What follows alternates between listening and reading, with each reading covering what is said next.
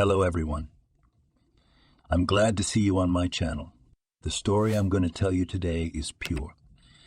It is true that all the bad things that happen in life happen for a reason. It is said that we can appreciate the good things, the things when they happen to us. I hope you enjoy this story. I wish you a pleasant viewing experience. The train raced through the morning fog. The boundless southern distance flashed past with a green stripe, interspersed with the blue stripe of the river. Beautiful, said an elderly man, a neighbor in the compartment, and poured cognac into his tea. Or would you like tea and bread? No, thank you, John Smith. I don't drink alcohol. It makes my hands shake, said Jake. And I'm a cardiac surgeon. One false move and that's it. A man could die. So if you'll excuse me, I'll pass. Jake stared out at the scenery. I do allow myself the occasional drink, John Smith smiled good-naturedly. It's a good stress reliever. I'm a lawyer. I've seen a lot of things. He took a sip from his glass of tea and looked at Jake questioningly. You're from New York, you said, aren't you? Where are you going now? On vacation, Jake answered hesitantly. If you could say it was an exile. Anyway, it's a long story. I'm in no hurry to go anywhere. So tell me what's going on, John said, and made himself comfortable, intending to pass the time listening to someone else's story. Well, where to start? Probably with the fact that I was given a condition, either to be investigated and at best get a suspended sentence, which, in fact, does not make it any easier, or go to the middle of nowhere but with an unblemished reputation and the opportunity to practice medicine. Next, who exiled you? Made you an offer you can't refuse. Her chief medical officer, to cover up the unpleasant story about the missing narcotic painkillers, Jake explained. So it wasn't your fault? John Smith asked. Of course not, Jake said indignantly and continued. I was on duty that night. There were a lot of late-night calls, an emergency room. In short, it was a hot night. I had to turn around, keep the nurses moving. In general, I was forced to be on duty more often than others, motivated by the fact that I have higher qualifications and more extensive knowledge. This, of course, was not to my fiancée Ashley's liking. I could understand her. No fiancé, no money. The salary, to put it mildly, doesn't match the qualifications. But the doctor in charge wasn't going to give me any raises. So we got a patient with a gunshot wound to the chest. It's a case right in my specialty, so I'm in the OR prepping for surgery. And then Kyle, my fellow student and colleague, comes running up. I forgot to sign out for narcotics. I also asked him if it was okay, since I had indicated that I had only spent 2 ampoules of painkillers. He replied that the quantity of drugs in the report matched. So I signed the document purely on trust. I've known each other for so many years, and then it turned out that 1 ampoule was missing. That's how your friend counted the last of the medicine, said John Smith. That's on him, Jake said. That's what I told the head doctor. Only I was the one under suspicion, and I signed it. And Kyle said he hadn't seen anything and didn't. So there you go. And to keep the story quiet, the chief decided to fire me from the clinic and move me to a no-go village. He didn't want any publicity, especially since our hospital is considered a model hospital. His head would have exploded. Am I the only one who has no idea where the damn ampoule went? I mean, everything was there. And I'll tell you where, squinted the traveling companion, who began to like this young doctor. Just tell me, my hearty friend, weren't you afraid that this Kyle of yours was saving up evil for you? To be honest, he was, Jake admitted. At first, he was jealous of me because I'd had an easier time studying to be a doctor. Then he'd taken offense when I'd been assigned to a clinic in the capital, but his rich father had gotten him a job in our department by any means necessary. Again, he did not like and bitter that I was promoted to the head of the department. Or rather, I used to be, and patients were more likely to see me than him. What are you implying? How old are you? Naive, like little children. Ye, laughed John Smith. Now tell me, who's going to be the head of the department now? There's no one else but Kyle, Jake answered quickly. He slapped himself on the forehead. That's it? I didn't realize. So you're saying Kyle set me up, cleared a spot for himself, maybe for something else? We'll have to weigh it all out. He hesitated. Let's talk, you'll remember something else. Let's see what the landlady put me with. Cookies, ruddy chickens, potatoes, meat and cottage cheese pies, smoked sausage, fresh cucumbers, tomatoes, a muffin, cookies, and a 3-liter jar of compote magically appeared on the table. "Wow," Jake exclaimed. "I'm drooling like it's New Year's Eve." "Well, the laughter started," said John Smith. "There's no telling what the occupation will be like in the town you're going to. It's all a side effect of 30 years of living together with a wife." "So go ahead and get a wife," he said with his mouth full. "I'd love to get married, but there's no one to marry." "How come?" wondered the neighbor. "My fiancé left me when I was fired from a prestigious clinic. Said it was out of the way with a loser. And 2 weeks ago, we applied for the registry office. Do you know how frustrating that is? For better or for worse, as they say. Why do you need such a wife who will run away at any problem? Anyone can change in wealth. Try to live when there's only bread and water on the table. That's you, my friend. We have a lot of things now, that's why they're coming. We used to live well, but we helped each other. Raised 3 sons, brought up good people. You too will find a kind, brave wife, with whom you will go into fire and water together. Look, don't lose her. Yes, I think you're right. I was worried for nothing," Jake agreed after the men had refreshed themselves.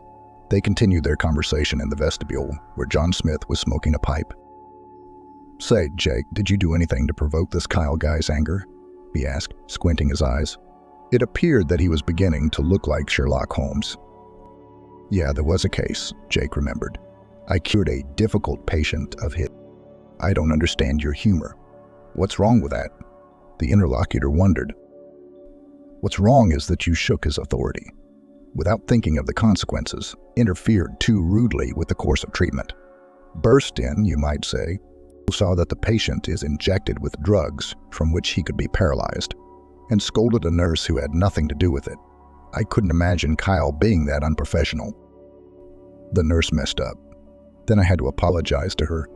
And then Kyle didn't forgive me for calling him a mediocre doctor in front of everyone. I mean, really, I should have kept quiet if he wouldn't listen to me any other way."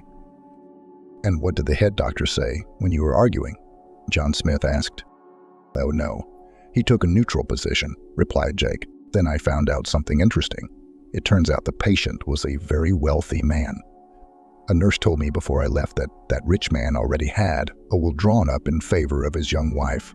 While he was in the hospital, she went to nightclubs and told everyone that she would soon become a rich widow and then fly to the Maldives. But I completely changed his treatment regimen, and the man got out of the vicious cycle Kyle had him in. You know, it turns out I unwittingly messed up the plans of my wife, who often visited me in the hospital. Guess who? Well, already, of course, John Smith replied. No, she hasn't. She was visiting Kyle. That's what my co-workers told me later too, Jake said. That's where it all went from there. But what else is there to tell? This couple, they say they went to restaurants together, the doctor continued. That's their business. Don't you think, dear friend, that this is the truest conspiracy of all? John Smith, and I killed a bet that you were the one who was framed for pulling Pokrovsky out of the dead, breaking all the plans of the failed Widow Tower and her accomplice. And it was your buddy Kyle who did it. That can't be right. It never even occurred to me. It did, Jake replied. Or was he shocked at his compartment mate's conclusion? What had to happen for someone who took an oath to be a doctor to deliberately extinguish the life of someone who put his trust in him? That's real murder. What a scoundrel. What now? John Smith sighed. It seems that it can't be undone. There's no turning back the clock. Try to justify yourself in the new place. After all, in the village live people who deserve such a talented doctor like you. Thank you for your kind words. It's important now, Jake Wilson replied gratefully. After that conversation, it was as if a stone had fallen from his soul. He was ready for a new life and was not afraid of change. Leopardly, in the morning, the train made a brief stop at the Little Essie station. It was time to say goodbye to John Smith. Hold on. John Smith gave him a fatherly hug, and I think there are a lot of good people out there. Thanks for the kind words, Jake replied and smiled. Lucky to have met you along the way. Are we going to be long? Let's 2 minutes, the conductor shouted. Jake stepped off the train. He turned and waved. Now he was turning over a new leaf. The station was green and bathed in the first rays of sunlight. Jake took a deep breath of the air. It was sweet and scented with flowers. Suddenly he felt happy, as if in an old movie. A young promising doctor comes to the countryside and faces the hardships of life and the intricacies of fate. Jake exclaimed at the top of his voice and strode toward the small building with a sign that read Alicia Station. There was a big barn lock on the door, however. Where to go next? He didn't know, and so he sat down on a bench to wait for the ticket booth worker. "Don't wait, you won't," came a voice from somewhere. "It's a day off. It's Saturday." Jake turned around. Behind him stood a small grandfather with a bushy beard, smoking. A cloud of smoke hovered around his head, but it didn't bother the stranger. "Horace, I've never compared anyone from the train to you." "That's funny." "Visitor?" Grandpa asked. "No, just me," Jake answered. And here's the unfortunate thing, the doctor who was assigned to us from Chicago was upset. It was a waste of a horse, wasn't it? "Why not? I'll go with you," said Jake. "Well, that's understandable," Grandpa sighed. "I don't ask you, you'll have the tea. What's your—" "Wilson," Jake answered, and he felt funny at his grandfather's talk and smiled. "Was there a doctor coming to see you? They say she was kicked out of Chicago for something. So they sent her to us. Our women are afraid to go to her now. They say she'll heal them to death. And they say they won't let them in until they're crying. Maybe it's good that she didn't come. A doctor, but to hell with her. We ain't got no Wilsons. But we will now," Jake laughed. "Why, Grandfather? Is there a paramedic station in your village?" "It doesn't work," said Grandfather. "And there's a nurse working in it. What a good girl. She manages to do everything and milk a cow and give someone an injection. Our doctors ran away from us. Only her heels were shining. I have no he says. I immediately galloped to town and got married there. Desperate. You know how I'm called, Grandpa Fedor, so call me Grandpa Fedor." "I see. I'm Jake Wilson. The staff at the hospital called me Jake. So I'm going to be working here with your little sister. What's her middle name, and I don't have a case?" "Makarovna." Grandpa Fyodor was taken aback. "So you're our new doctor. You're a woman." "That's what. Have the women lied again? I've made a mistake in front of you, Jake. I'm sorry." "That's all right," Jake said. "Now let's go to your hospital to see her right away." Grandpa Fyodor realized. "Come on, let's go home." And the old horse, with its head down, started off easily, pulling a small wagon with 2 riders behind it. Jake had never ridden a cart before, and so he watched curiously and listened to the singing of the forest birds. Gradually, a drowsiness overcame him. "Jake, wake up!" Grandfather Fyodor shouted to the horse, and the horse obediently got up. "Wake up, Jake." Here we are. Jake Wilson opened his eyes and was surprised to see a small house with 3 windows. It was the nurse's station of the small town of Upwood. Behind the house was a small vegetable garden. "Here's your work, here's your home," the old man said in a low voice. "Look who's here. The 2 front doors are for the hospital, and back there are old doors. You'll go to hut there too." "Thank you, Grandpa." Thank Jake. "How far is the store? Do you need to buy some groceries?" "Who buys groceries?" The old man was surprised. "Do they? People have nowhere to put their money. There's a well, as much as you want. Our water is clean and the store is across the street." "How am I supposed to get in?" Jake asked. "There's a key on the door jamb," said Grandfather John Smith. "And so would your father.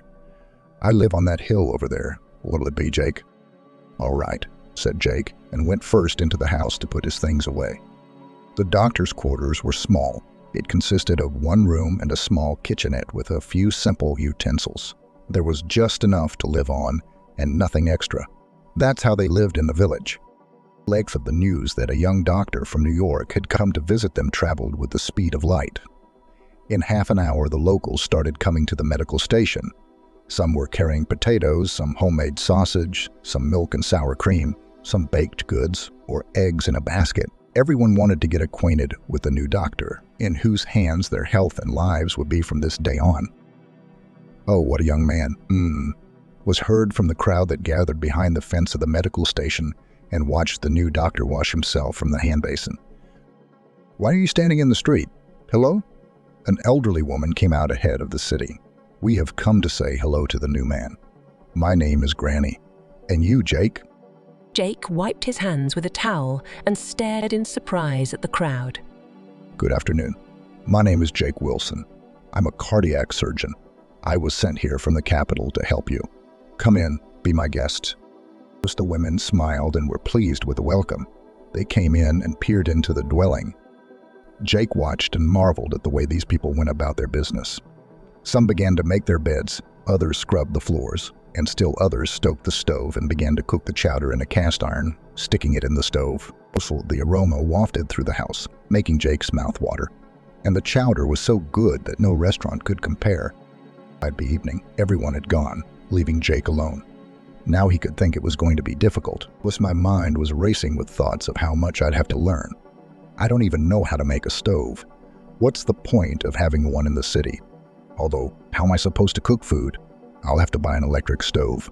And in the winter, I'll learn, Jake thought. His thoughts were interrupted by a cautious knock at the door. "Come in, it's open," he said. The door opened, and a pretty girl of about 25 came in. She didn't come empty-handed either, but brought a basket of pies. "Good evening, Dr. Wilson. And I'm Mary, the nurse. Everyone knows me here," she smiled. Jake immediately remembered the words of John Smith's grandfather. "Nice to meet you, Mary.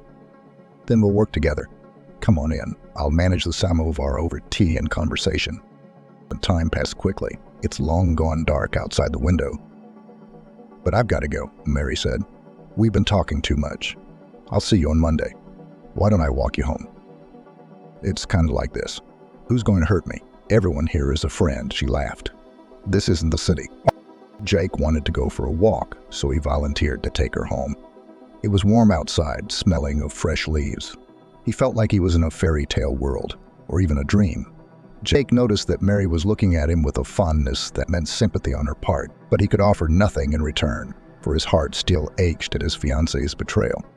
For Mary herself, the new doctor was a dream come true. She couldn't find a better match. Besides, he was a handsome, intelligent young man, which also meant a lot. She'd seen how respectful people talked about Jake, and it made her proud. She wanted to be a part of that too, and so a simple plan to marry the doctor to herself as soon as possible had matured in the practical nurse's mind. After Jake saw her off, he stood for a while on the bank of the river that ran nearby. The village was asleep and only one house had a glimmering light. It was Grandpa Frank's insomnia. This Monday morning brought Jake back to reality. Before the sun had even risen, he was awakened by the roosters preparing to go out on his first day of work in the settlement. He heard some grumbling. It turned out there was already a line lined up for the station, which in addition served as a gathering place for gossiping women to scratch their tongues. Upon seeing the doctor in a strict suit, the line suddenly fell into respectful silence. Everyone stared at the new guy. "Good morning," Jake greeted everyone, one at a time. "Hello" came from everywhere. But 10 minutes later, there was a scuffle in the crowd. Somebody wanted to jump the line. He even had to go out and call for order, because no one was going to listen to Mary. It turned out to be a lot of work. The habitual company of teenagers was extremely neglected, and most of them had not had a fluorography for years. In addition, dispensary for a long time, no one has not been engaged in. What was the last doctor doing here? Jake resented him. Why is the file cabinet in such bad shape?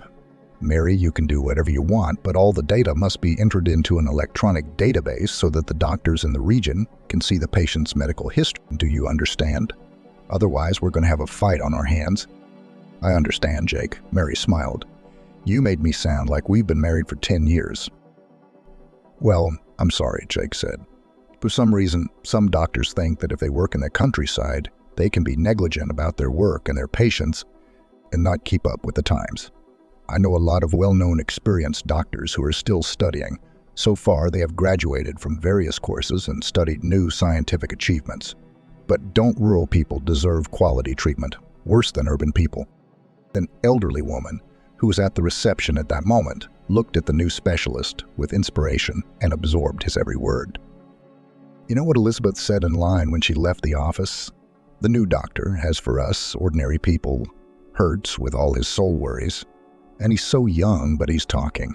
Oh, how he started to point out our little irregularities, saying that something was wrong, came from the queue. And the villagers were convinced that Jake was the best doctor in the world, and he'd been sent here for the truth. The week flew by, and Jake was fully immersed in his work, not noticing how the cat was changing the evening. The lines were getting shorter, the house calls fewer. It was time to plant gardens. So people's ailments receded into the background. One evening late already, in the door of the house, someone hesitantly knocked. Who's come through the door in this rainstorm?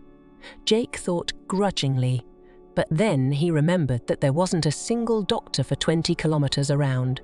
So he pulled himself together. It was his profession. He chose it. Jake opened the door. A stranger stood before him, drenched to the skin.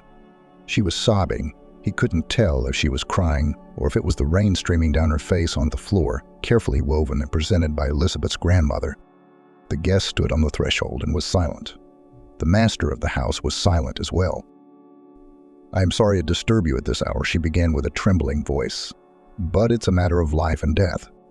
Jake realized she was crying and motioned for her to come in. "Who are you?" he asked. "My name is Carrie," she said. "I came here unnoticed, or they'll gossip. Ours can throw stones, and there is enough shame." Carrie cried again, and Jake handed her a handkerchief. She frantically crumpled it in her hands. Jake realized that this was a serious matter. "We're not in the office, so I suggest we talk informally as friends," Jake said. "Okay," Carrie agreed. Jake handed her his robe. "I'll go to the kitchen and make some tea because you're soaking wet. It's still chilly in the house. I didn't heat the stove today." While he was in the kitchen, Carrie rolled up her wet clothes and put on her robe, which of course was too big. She looked comical in Jake's clothes, and he smiled. "Here, help yourself. There's cookies and candy and meat pies Grandma Elizabeth baked, and then we'll talk, okay?" Carrie nodded and smiled, her pearly teeth showing, a smile that suited her well. Jake watched her absently over his tea. He looked around wearily. "Do you work somewhere?" Jake asked. "Yes, I work on a farm as a milkmaid. I actually studied to be a veterinarian. I love animals. I'm waiting for our vet to retire and they'll hire me to take his place. Everything is going so well and you're crying. What's wrong?" he said. "The thing is, the son of the farmer I work for now cheated me," Carrie said with her head down. "He promised to marry me. When I told him I was pregnant, he told me to get rid of the baby and keep quiet. And he's not going to help with the baby and recognize it as his own either," she said dryly. "So I'm not going to get rid of the baby," Carrie said. "It's just that there's no one else to ask for help. You're kind of the authority figure around here. Why don't you talk to Mike Brown, my baby's father? Maybe he'll listen to you, change his mind. I got a sick mom. That's why I'm working in her place, so I can make a living. And when the baby comes, I'll have to leave the farm. We won't have enough compensation for the three of us. So what do we do? I don't know how I fell for that bastard's tricks." It was like a blur. He's always disgusted me, and now it's as if I've lost my will. "And he's never been lovely, eh? Like some kind of intoxication," Jake said thoughtfully. "That remains to be seen." "So wait, what about your mom?" he wondered. Heart's weak, Carrie replied. Constant dizziness, weakness. She was in the hospital in town, but the doctors said they couldn't help her. Prescribed some pills for heart palpitations. They sent her away, and they don't give her disability. "You could lie down and die," Jake said. "So tomorrow morning, bring your mother to my office. We'll do a cardiogram, get her looked at. Send tests to the city," Jake suggested. "With the baby. Maybe I can help you if the dad doesn't come to his senses. You gotta fight for your happiness. You understand, don't you?" Carrie smiled. "I understand, thanks. I feel better now." It stopped raining and she left, asking not to be escorted out lest she started gossiping. Jake lived, fighting the stress, went to bed. Needed to build up his strength. It was going to be a tough day. Carrie brought her mom. Linda Johnson was pale and could barely move on her feet. There was no one around this morning, so Jake was able to get a good look at the patient and do the tests that were available to him. When he found out what Carrie's mother had been treated with, he was indignant. "The regimen is totally wrong for you, Linda. Is that why you feel so bad? These drugs seem to have been prescribed at random without the proper tests. So here's what we're going to do. You're going to remove all the medications and stay on bed rest for a week, and I'll prescribe you some drops. They're inexpensive. You take them for now, and when the results come back, I'll prescribe you something else. It's not that bad. We'll see. Maybe you'll be able to go to work soon. It's just the effects of age-related changes. and your body wasn't ready for it. That's why it reacted so violently, Jake explained. Mother and daughter looked at each other. They both had tears in their eyes. You could see how worried and anguished they had been all this time over some medical malpractice that had nearly driven a nearly healthy woman to her grave. Doctor, yes, next to you. I even feel better somehow, Linda exclaimed. I was really going to die. Her tears streamed from her eyes. Carrie looked at her mom and burst into tears. She hadn't told her mom she was pregnant yet, afraid of giving her a heart attack. I realized this and decided to help. So that's it then, he declared. In 6 months, you can safely work as a milkmaid or a nurse and there and babysit a grandson. The time will come. What do you mean, a grandchild? Rounded Linda's eyes. Mom, I'm pregnant with Mike Brown's baby, and he doesn't want one. Carrie lowered her head. Her mother's face frowned, but then suddenly brightened. Well, screw him. I'll be on my feet soon enough. We'll raise a granddaughter someday. All thanks to our golden man, Jake Wilson. If your father were alive, he'd give that Brown guy a hard time, Linda said through her tears, winking off into the distance. Carrie came out without a limp. It was like she'd been given a new lease on life. That's what moral support means, Jake said. It's important to patients. I don't know how to thank you. I shook Carrie's hand. I was so scared for my mom, and I was scared she'd find out about my situation. It's embarrassing. I'm not married, and now that she's cheered me up so much, I can't be bothered. Oh, how nice of you to come to us. Carrie gave Jake a big hug out of sheer exuberance. He could feel her heart beating. Something fleeting, tender touched his soul. It was like falling in love. And even though this girl was nothing like his sophisticated ex-fiancée, she doesn't play the piano or wear beautiful clothes. But in all of that, you can see her bright soul. I don't expect anything in return. When Carrie was leaving, or I was still watching for a long time, if he didn't understand, Mike, how could you offend such an angel? Farmer Brown's house was a real mansion. When I walked into the backyard, I saw that the owner's family had servants in addition. It was all in the style of a manor house. Some women and men either carrying something or washing and cleaning. So rich, I thought truthfully. Linda Johnson said on the steps of the mansion sat a young, full-bodied man with sideburns, Mike Brown with the same hair and the same eyebrows. His small eyes were watching the laborers. He looked more like an angry pig. Afternoon. Is that you, Mike? Jake asked. I'll take care of you, doctor. His eyes jumped before he showed up. We don't have any sick people. I'm here about Carrie's situation. She said you got her pregnant. She wants to keep the baby, and it turns out you're against it. What's the matter? You can't handle your own baby. That's none of your business, doctor. Mike stood up to his full height, revealing a decent beer belly. Not really my thing. If she's pregnant, I'm the only doctor in the area. So you don't recognize the baby too. Jake didn't want to deal with that unscrupulous bastard anymore. Right off the bat, Mike chuckled. Vaughn would be happy to marry me with the kind of money our family has. It's a dream come true for them. We're not talking about marriage now, but about responsibility for the baby, Jake said. Will you admit paternity? No, I've already said it. Whoever she complains to is the one who's going to feed her now. Okay, Jake said. He turned and walked away. He realized he had nothing more to say to this man. Lunch was coming to an end, and he hurried to the nurse's station. It was Children's Day, so there were moms and babies gathered in the hallway. Mary was already hard at work, weighing, measuring height, and handing out preventive immunization handouts to moms. Well done, Mary. You're doing a great job. Jake praised the nurse. Why were her cheeks flushed? Scarlet? She looked coquettishly at the doctor and smiled at him as if she had the face of a mature beauty. The Marys in the line were whispering about her and Jake's relationship, and there was a need to spread the rumor that the new doctor in town and the local nurse weren't just colleagues. Jake Wilson didn't notice the intrigues and love nets that the girl was carefully setting up. He plunged headlong into his work. In the evening, when he stoked the stove and cooked soup himself according to the recipe of a local resident, Carrie came to visit him. I'm sorry I didn't knock, she said, and cried. What's wrong with you and Mom? Is something bothering you? Jake asked. I got fired. Sobs. Carrie came to the farm today. And Mike told me and Mom not to go in their barn. I got my paychecks, my workbook. How are we going to live now? All right, you'll live. You can't stop crying. Jake started to calm her down. Everything's going to be all right. That bastard Brown can't wait to humiliate you. I've been needing a custodian and a cleaner for a long time. That's 2 full-time jobs. I think you and Linda Johnson are good enough. We'll get you signed up tomorrow. While your mom can't work, I'll give her sick leave. You'll do the cleaning for her, and I'll help out, of course. Mary's been working too hard. Those nurses work too hard at their jobs. Carrie stopped crying, wiped her tears, and smiled radiantly. Really? Are you going to help us? Are we going to have everything like people? Of course, Jake confirmed. Don't forget to bring your mom to the reception. In front of you, Carrie ran out of the room. She couldn't wait to tell her mother the good news. She was elated.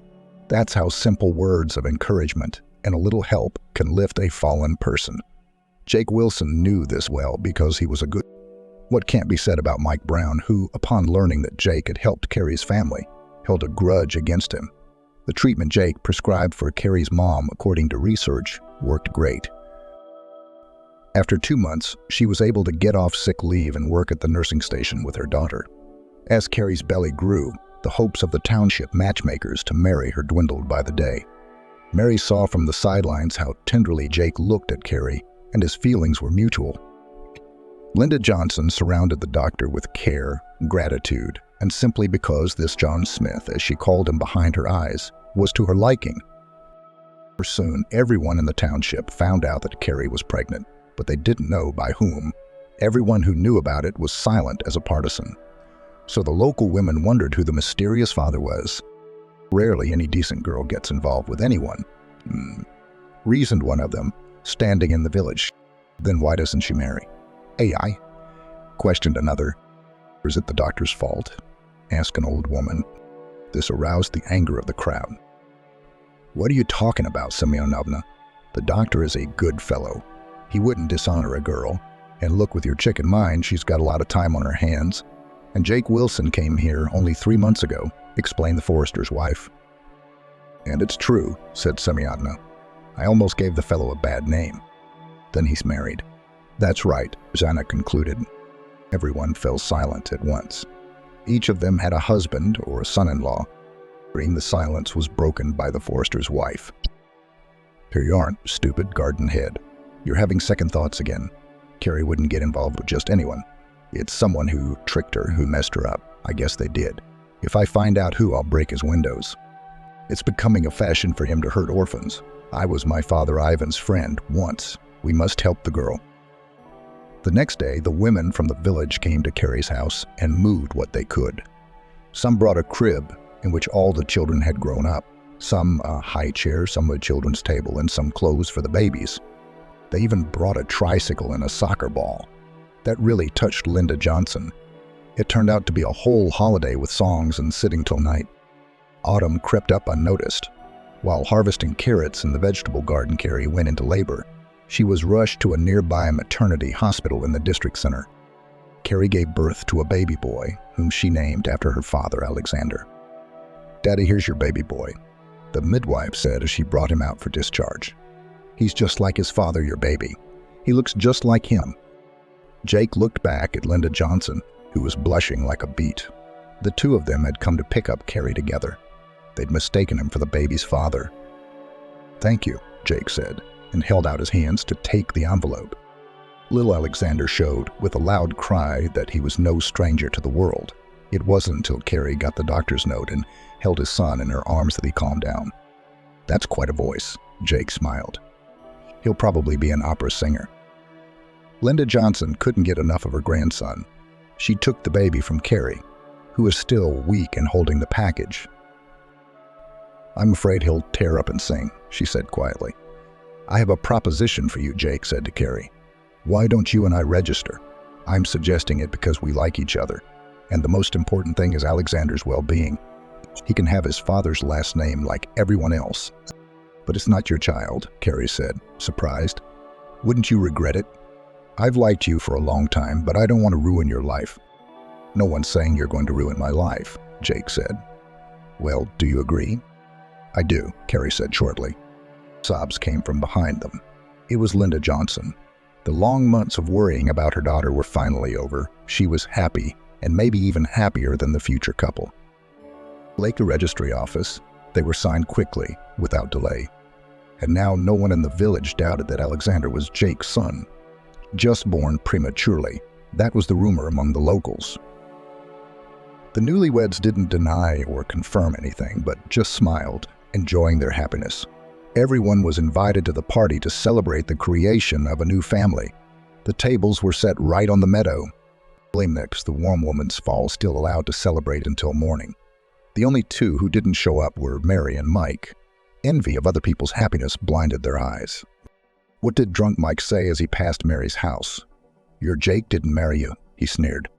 "I needed my pretty girl, you see." "He's my boy too," Mary said. "He didn't leave me for nothing."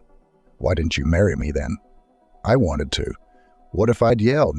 Then Jake and I had a good chance." "He's just a fool." Mary wouldn't stop. "Don't scold me," Mike snapped at her. I have a plan for revenge. You want to help? Well," and he fell down on the grass with his mouth shut. 3 days later, a prosecutor's audit came to Kashira. I was shocked when I found out what Jake was accused of. "We've received a signal that you, Dr. Wilson, are taking bribes from patients," the investigator said. "Please open the safe."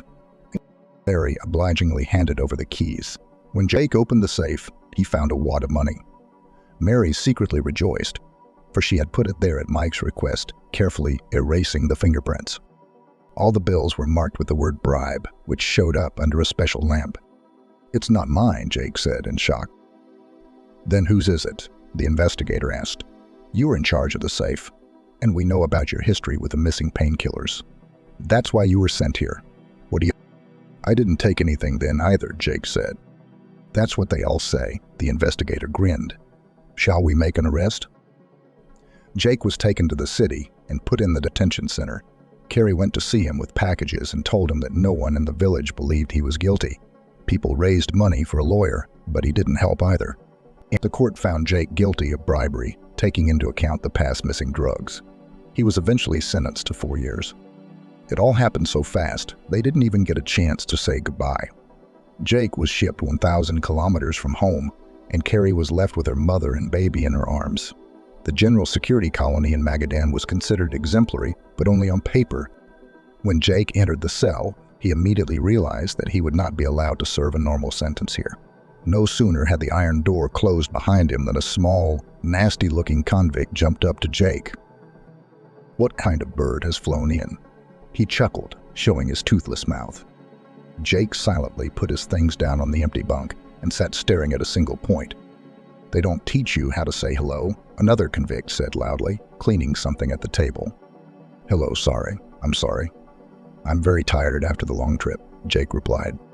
"There are rules you can't break," said an older man in an expensive tracksuit that made him stand out from the rest of the prisoners. Everyone was quiet when he spoke. "I don't know the rules yet, so I'll have to learn," Jake said. "Unfortunately, you should have learned sooner.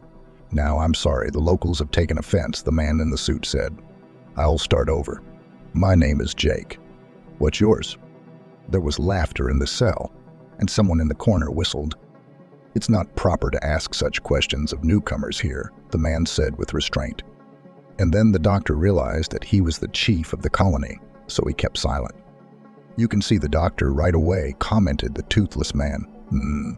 Will he live with us, or will he go to his grave by himself?" "I don't know anything," Jake said tiredly. He was fast asleep. When he woke up, he found all his things scattered and lying around. "Now go get your stuff, doctor." The red-haired, squint-eyed man hopped around him like a monkey. Everybody laughed. "Whoever scattered my stuff, let him collect it," Jake said, squirming inwardly, but not letting on. He sat down at the table, where crumbs lay on the table, as the convicts prepared for breakfast. Just as Jake sat down, 3 prisoners approached him. One clamped his mouth shut, and 2 of them tried to pinch his arms. "Let's throw him in the toilet," the toothless one yelled frantically. Jake managed to grab a spoon from the table. The military training he hadn't missed at the university was making itself felt. With a swift movement, he threw the redhead over his hip. Then he kicked the toothless one under the breath. He hit the toothless one so hard that he collapsed near the restroom, next to a third man, a large, clumsy man who appeared to be the authority's security guard. Jake grabbed the ambo's throat from behind and put the handle of a spoon to it. "Listen, suit, "Call your handlers," Jake shouted. "I'm a surgeon, and I can cut this boar up like this. Are you going to barbecue or ask for more?" "So pour tea with the doctor," the leader said calmly. "Let's get acquainted." "The Pakan forbade it," the toothless one moaned. "Let him go for his insolence. He spooned us." "I'll let," quietly answered the older man and narrowed his eyes like a snake. The toothless one poked and crawled away under his bunk. The other prisoner was already pouring tea. Sausage, chocolate candies, and a fruit roll appeared on the table like a tablecloth. "Sit down, surgeon. Let's get acquainted," the authority figure said in a tone that brooked no objection. Jake let go of the ambo, who had a trickle of blood running down his neck, and sat down next to the gray-haired man. There was a murmur, but the gray-haired man raised his hand, and everyone fell silent. "I had a name too, but here they call me Gray." "I call you Surgeon Jake. I'll give up my bunk. The terrorist will sleep across from me now."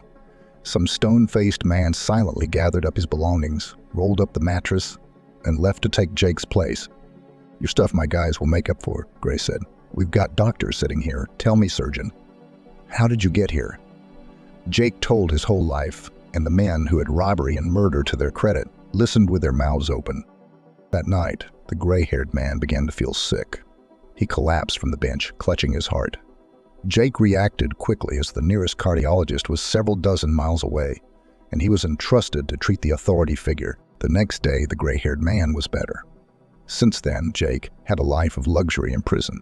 He became the authority figure's right-hand man, and Carrie waited and hoped for the best. Linda Johnson had 2 jobs and was the breadwinner for their family. Ashley thanked fate that she had gotten back on her feet in time and cursed the farmer's son for what he had done to Mary. Mary, on the other hand, had quit her job and moved to the city, hiding from the wrath of the people. But trouble doesn't come alone. Little Kyle got sick. His heart was too weak. "Does your son need surgery?" "Not now, but in the near future," said the pediatric cardiologist. "And not every specialist will do it." "So what do we do?" Carrie pleaded. "I'll put Kyle on maintenance therapy, but the drugs would be expensive," the doctor said. When Carrie found out how much the drugs cost, she burst into tears. She'd never seen money like that before. God. Linda Johnson splashed her hands when her daughter told her what the doctor had said and that there was no one to help us. "Jake's in jail."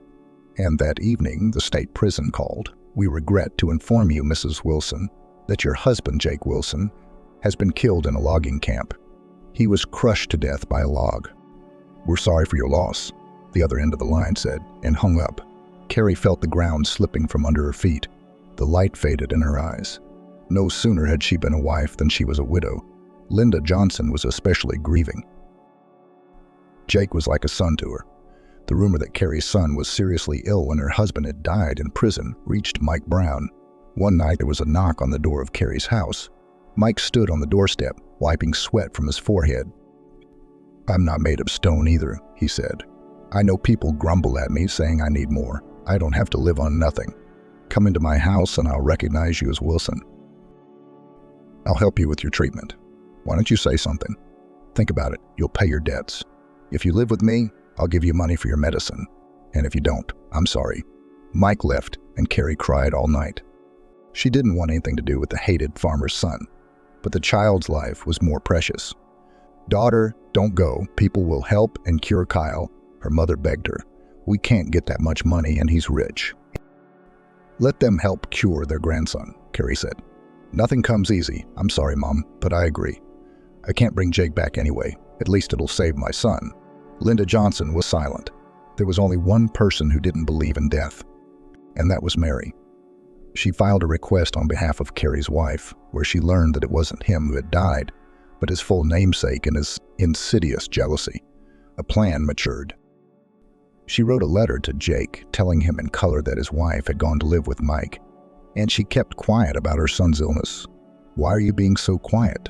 the gray-haired man asked Jake, who was holding the unfortunate letter. "I have to go home." Jake answered briefly and showed Mary's letter to the boss. "Well, that's the way it should be," the gray-haired man replied. "In 3 days, there will be an escape. You can go with them, and I'll cover you. And if they catch you, they'll bring you back to my cell." "I'll make a deal," the gray-haired man assured him. Jake lay awake. He wondered how Carrie could do this to him. The convicts were running at night. The gray man had it all figured out. A freight train loaded with food arrived right on schedule.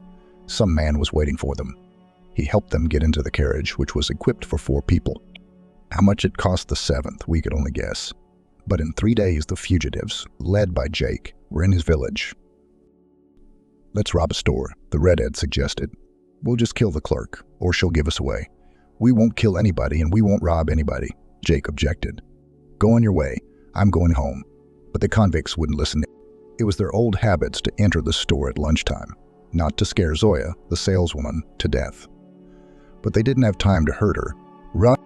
Jake shouted, and he rushed at the bandits, 2 of whom he managed to disarm, but the 3rd crept up behind him and hit him on the head. If it hadn't been for the men Zoya had brought with her, Jake would have died. "Look, Jake's alive," shouting all around. Carrie ran to the screams, but she didn't get to see her beloved. One thing made her heart glad that Jake was alive, but she was ashamed of him and of people. The thought of the sick child, however, kept her from leaving Mike Brown. As the gray-haired man had said, Jake was returned to the colony, who would be in the cell. But not only did they not add time for escape, but after a year, they released him on parole for good behavior. "For me," said the gray-haired man in parting, Jake was finally free and breathing the fresh summer air. When he got back to town, the first thing he did was go to the truck stop. "What are you doing here? Don't mess with us. We'll get out of here. I'm selling the farm. How are you going to leave? You have my wife and son." Jake pushed Mike away and headed toward the house. "Let's go home. It's not your fault." When Carrie saw Jake, she grabbed her son and ran out of the house like she was barefoot. He hugged them, and then he turned around and punched Mike Brown in the face. He fell and couldn't get up for a long time, and Linda Johnson came running toward them. "Jake, you're back." "Oh, Carrie, I was held hostage by that asshole. Sashinka's sick. His heart's weak." Jake looked at Carrie. She said, "I lived like a servant. I didn't cheat on you, I believe you," Jake said. "Let's go home." And outside Carrie's house, the whole village had gathered. People were coming, carrying treats, congratulating Jake on his return. Jake's arrival party was a village-wide celebration. A week later, Notary John Smith arrived. "I've come to transfer Mike Brown's former farm to you." "How's that?" Jake didn't understand. "It's being given to you."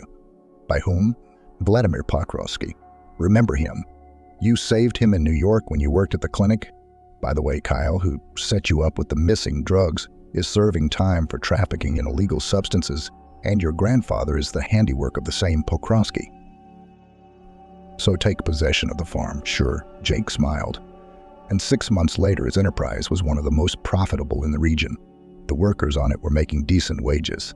Carrie became the head veterinarian, and the whole farm was skillfully managed by Linda Johnson. Sasha was operated on in the best clinic in the capital, and he ran with all the children and no longer choked. Jake succeeded in getting a full-fledged hospital with a hospital and a maternity ward built in the village. Jake Wilson became a hero to the entire female population. The older men called him our Jake. They always guarded the welfare of his family. Mike Brown and Mary, who had returned from the city, were dishonorably banished from the township. In addition, Mike was tried for using illegal drugs. Carrie, on the other hand, was always by Jake's side. One day, Carrie suddenly became dizzy. Jake barely had time to pick her up and was very frightened. "We need to go to the hospital right away," he said. Carrie smiled. "It'll pass. Don't be scared." When Jake asked fearfully, 9 months later, she whispered in his ear, "We're going to have another baby." And time went on in a new way for Jake.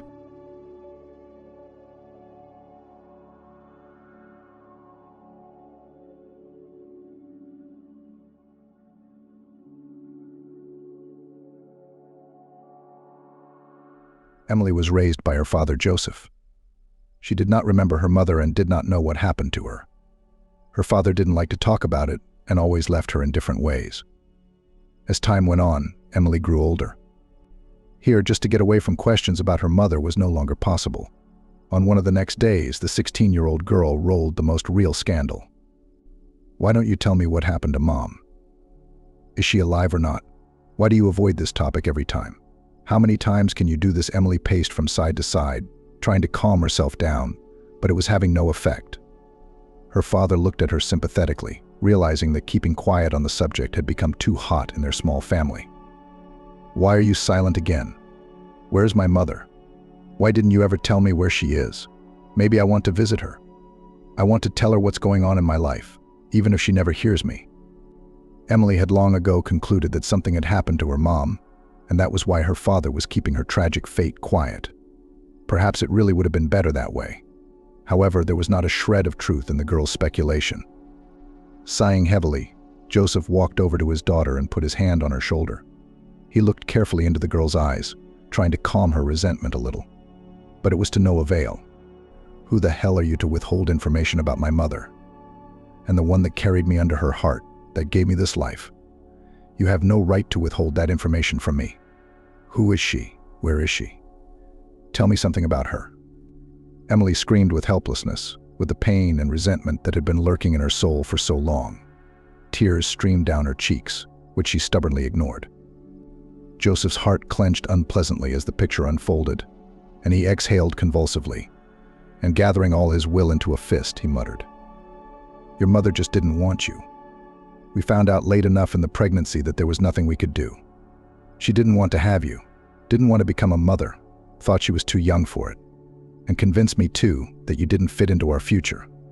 But even before you were born, I felt that you needed me, that you were the ray of hope for a bright future that I was not ready to give up. She could never love you, and right after you were born, she wrote a rejection letter. I begged her to think about it. I begged her to stay and be with you for a while. I assured her that she would love you, but your mother was adamant. She didn't want to spend time raising a child. She didn't want to wake up at night. She didn't want to change diapers. She didn't want to lose her beauty through constant sleep deprivation and stress. And she walked away, leaving you so tiny and defenseless alone in the hospital." His voice shook, and he stopped, deciding it wasn't worth continuing the story any further. Emily stared at her father in silence, trying to comprehend what she had just heard and make sense of her feelings. The only thing in Emily's girl's eyes was the question why. But that's not what she asked her father. "And you didn't even try to find her, didn't try to show her what I've become independent and not requiring so much attention and care. Maybe she could have loved me, wanted to come back and start a family. Why didn't you try to make sure I had a mom like any other normal kid?" Emily switched to shouting again, not holding back her resentment and negative emotions. She looked at her father with incomprehension, trying to understand why he was so calm, why he was not worried, telling about how he just gave up the chance to build a normal family. The man looked attentively at his daughter, giving her a chance to spill everything that had accumulated. Then, calmly answered, "I tried. Gave her time to think about the decision and called only a few days after you were at home. But she didn't pick up that day, the next day, or the week after. She couldn't do that to me. She wouldn't leave me. She gave birth to me, carried me under her heart. Why doesn't she love me? Why do all mothers love their children, but mine abandon me?" Joseph gently pulled his daughter close, trying to calm her. Tears were already streaming down Emily's cheeks. Sobs echoed every second. He felt he had started this conversation early. But would there be a good time when the story of a child abandoned by her mother wouldn't resonate with pain? "I don't know, honey, I really don't. The only thing I do know is that I would never leave you. I would never hurt you like that. Would never let anyone take you away." The man fell silent, wondering whether to continue the story or drop the subject. After a few minutes of tense silence, he decided to continue so as not to return to the painful subject. "I tried to tell her what a beautiful little princess you are. I sent her pictures of you, wrote messages, letters to her parents, but all in vain. After a couple years, she blocked me, changed her number, her parents moved. I lost all contact and didn't know how to tell her about my growing angel." He stopped talking. Emily's shoulders shook with sobs. That was all he wanted to say, what she should have known about her birth mother. For several minutes, father and daughter stood in silence. Joseph was giving Emily time to realize the bitter truth. Gradually, she calmed down, her breathing evened out, but the trembling in her body remained. The girl looked into her father's eyes. "But since it happened, since she gave up on us, why didn't you just set up a life with another woman? A lot of people do that. I wouldn't have known she wasn't my mother. How could I lie to you like that my whole life? If I told you that the woman you thought was your mother wasn't, wouldn't you look for your mother? Wouldn't you want to know why you have a stepmother? Would you forgive me? After this?" Emily was silent. She had never before thought about how her father would have lived if he had had another woman. Would he have been happy with her, or would he have continued to blame himself for Emily's motherlessness? Would he have been able to never tell her that she was being raised by her stepmother? Or would she have found out when the time came anyway? The girl looked at her father carefully. There was no sadness in his eyes, no longing or any other feelings that expressed bitterness at the choice she had once made in favor of her own child. She gently put her arms around the man and spoke almost in a whisper. "If you are happy, I will be happy. If you want to build a relationship, you want to be happy and loved, then I will be happy if in your life there will be a worthy woman who will be by your side both in sorrow and in joy. You have the right to do as you see fit." Emily smiled. Joseph couldn't see it, but he could feel it. He could hear it in the timbre of her voice, in the way she snuggled gently against him, and the breathy way she spoke of what she was thinking. The man had never considered that model of a future with someone other than his daughter. She had always occupied all his thoughts, all his feelings. He couldn't imagine bringing a strange woman into the house and telling his daughter to call her mom. But now Emily had grown up, matured, and realized that there must be room for love in everyone's life. Maybe she was right. Perhaps he really should think about finding a worthy woman with whom he could meet his old age. But had he known how such a wish would end, he would have thought several more times before making life unbearable not only for himself, but also for a completely innocent man whom his daughter simply could not accept. No matter how hard he tried to make it happen. Time passed. Emily had already forgotten about that conversation with her father, after which the man seriously thought about his lonely future. After the departure of his daughter to study, despite his inner resistance, he still decided to give himself the opportunity to be happy and began to actively search for a woman with whom he could get closer, so as not to meet old age alone. A couple more months passed. Emily continued to go to school, studying hard but acceptably. In the absence of constant supervision, the girl felt free and completely left to herself, and therefore did not worry about bad grades, failed tests, and scandals with teachers. But only until her father was called to the school. One weekday evening, Joseph's phone rang. The man picked up the phone, and then after a second he looked at his daughter with some displeasure and contempt in his gaze. The girl immediately understood everything and wanted to leave, but suddenly her father gestured for her to return to her seat. Emily exhaled convulsively and sank back into the chair, squeezing her head into her shoulders, and already realizing what was going to happen. "Yes, thank you, I understand," Joseph said into the phone. "I'll try to come in tomorrow at lunchtime and talk to the history teacher about my daughter's progress. Thank you for calling. Have a good day." The last words sounded like a sentence, and Emily knew that under the circumstances she couldn't avoid a serious conversation with her father. She looked at him carefully, hoping he would cool down and not lecture her. But he wouldn't. The man moved closer and started talking. "Do you realize that no one will need you without an education? What do you plan to do with your life? Work as a janitor or maybe a cleaner? Or do you want to find a rich husband who will provide for you and not put you in anything? You will live like a bird in a golden cage, where you will constantly close your mouth and point to your place. Is that the future you want for yourself or what you're trying to achieve?" Emily lowered her eyes to the floor. She didn't like these conversations with her father and didn't expect teachers or the principal to decide to contact her father to discuss her grades at all. The silence was becoming oppressive. She had to say something to avoid looking completely stupid. "I just don't see the point of this story. Why would I want to know what happened before I was born and what I can't influence? It's just unnecessary information that will never be useful to me. Or do you think we're going to have uprisings or presidents being overthrown again? We're in a completely different time. And all this history I'm learning has nothing to do with our lives.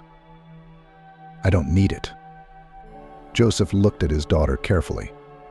For such a young age, the reasoning seemed serious but also childish.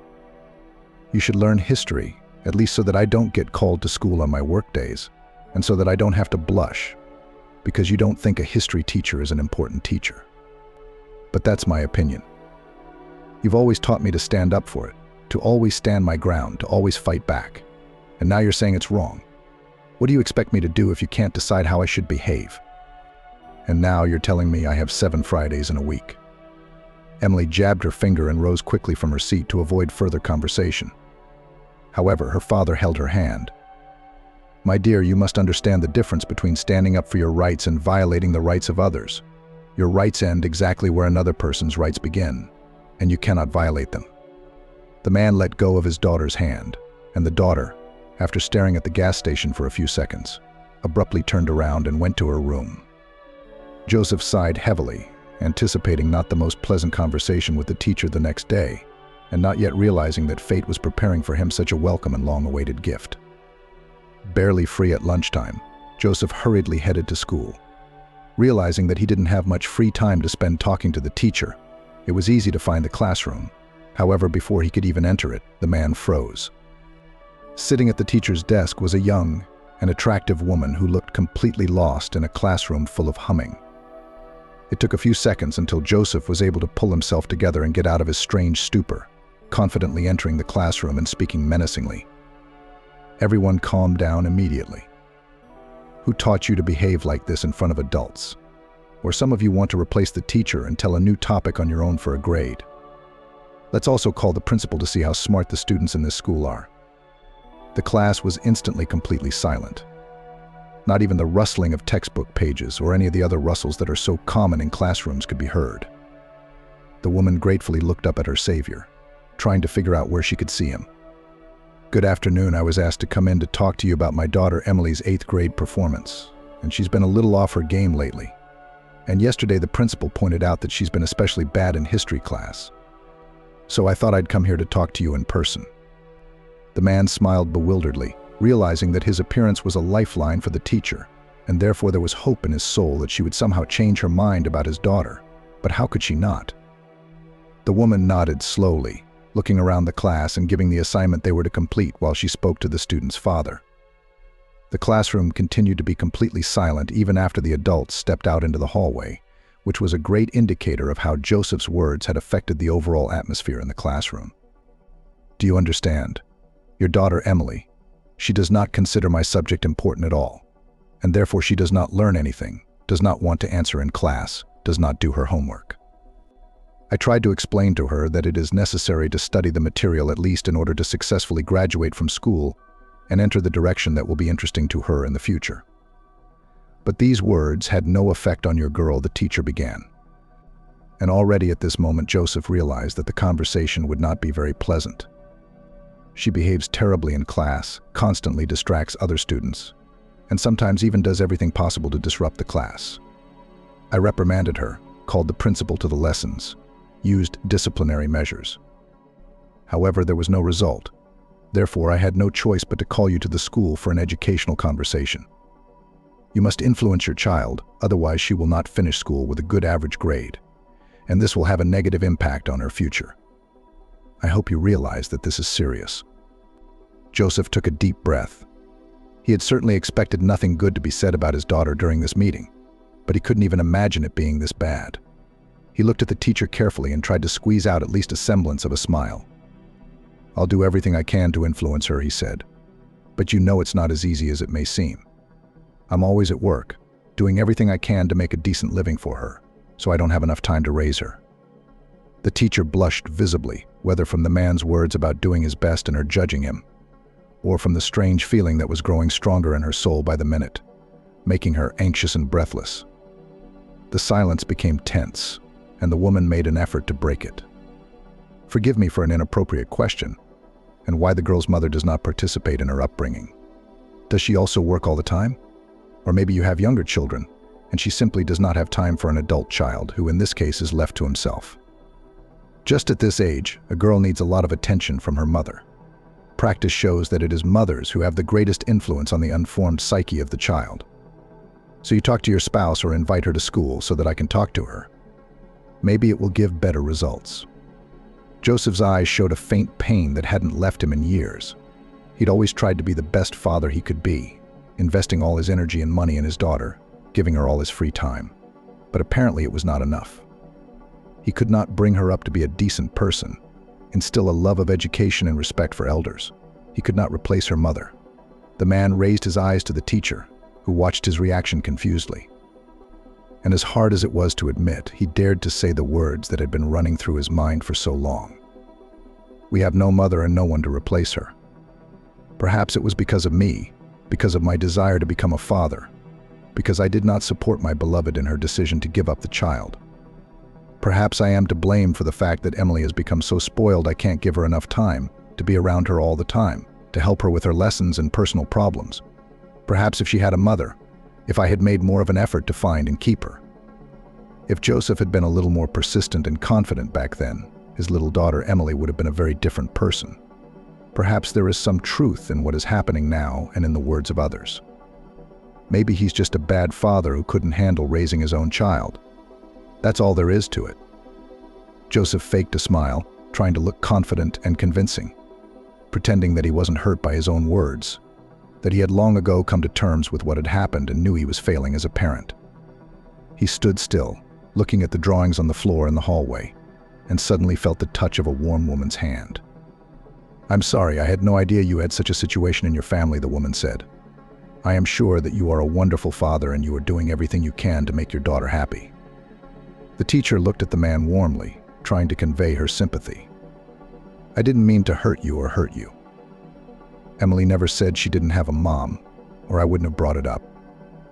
I'll try to be more sympathetic to her, and given the circumstances, I'll talk to the other teachers. We understand how hard it is for a girl to go through a difficult adolescence, albeit with the support of such a wonderful father." The woman raised her eyes to Joseph, who was looking at her with sincere gratitude. There was so much appreciation and warmth in his gaze that it made her uncomfortable, and she wanted to pull her hand away, but he intercepted it, pressing it to his chest. "Thank you so much. I am very grateful that you are willing to understand our situation and help my daughter with her studies. It's very valuable to us, and I'm sure Emily will do her best to improve her grades as well." "Well, thank you. But you can just call me Mary," the teacher said. "Thank you very much, Mary. You're a wonderful woman. I hope you have a good life. I have to go to work, or I'll be late after my lunch break, and that's not welcome in this company." "Yes, of course. Thank you for taking the time to come and talk to me about your daughter." Joseph turned to leave, but Mary called out to him. "Excuse me, but why don't I come over and talk to you about Emily's studies and grades? Perhaps my words will have some effect on her, and she will decide to get smart. It's not hard for me, if that's what you need." Joseph smiled warmly, nodded, and said gratefully, "I would really appreciate it if you would talk to my daughter, and I confess I would enjoy spending some more time with you. You're a very pleasant woman. We look forward to seeing you tonight then. I think Emily will be glad to have this kind of participation from her teachers." Joseph walked briskly toward the exit. Mary felt her face flush. She had a strange, frightening, yet pleasant feeling for Joseph, and she wouldn't mind spending a little more time with him herself. Emily took the news that her teacher was coming to talk to her about her grades very badly.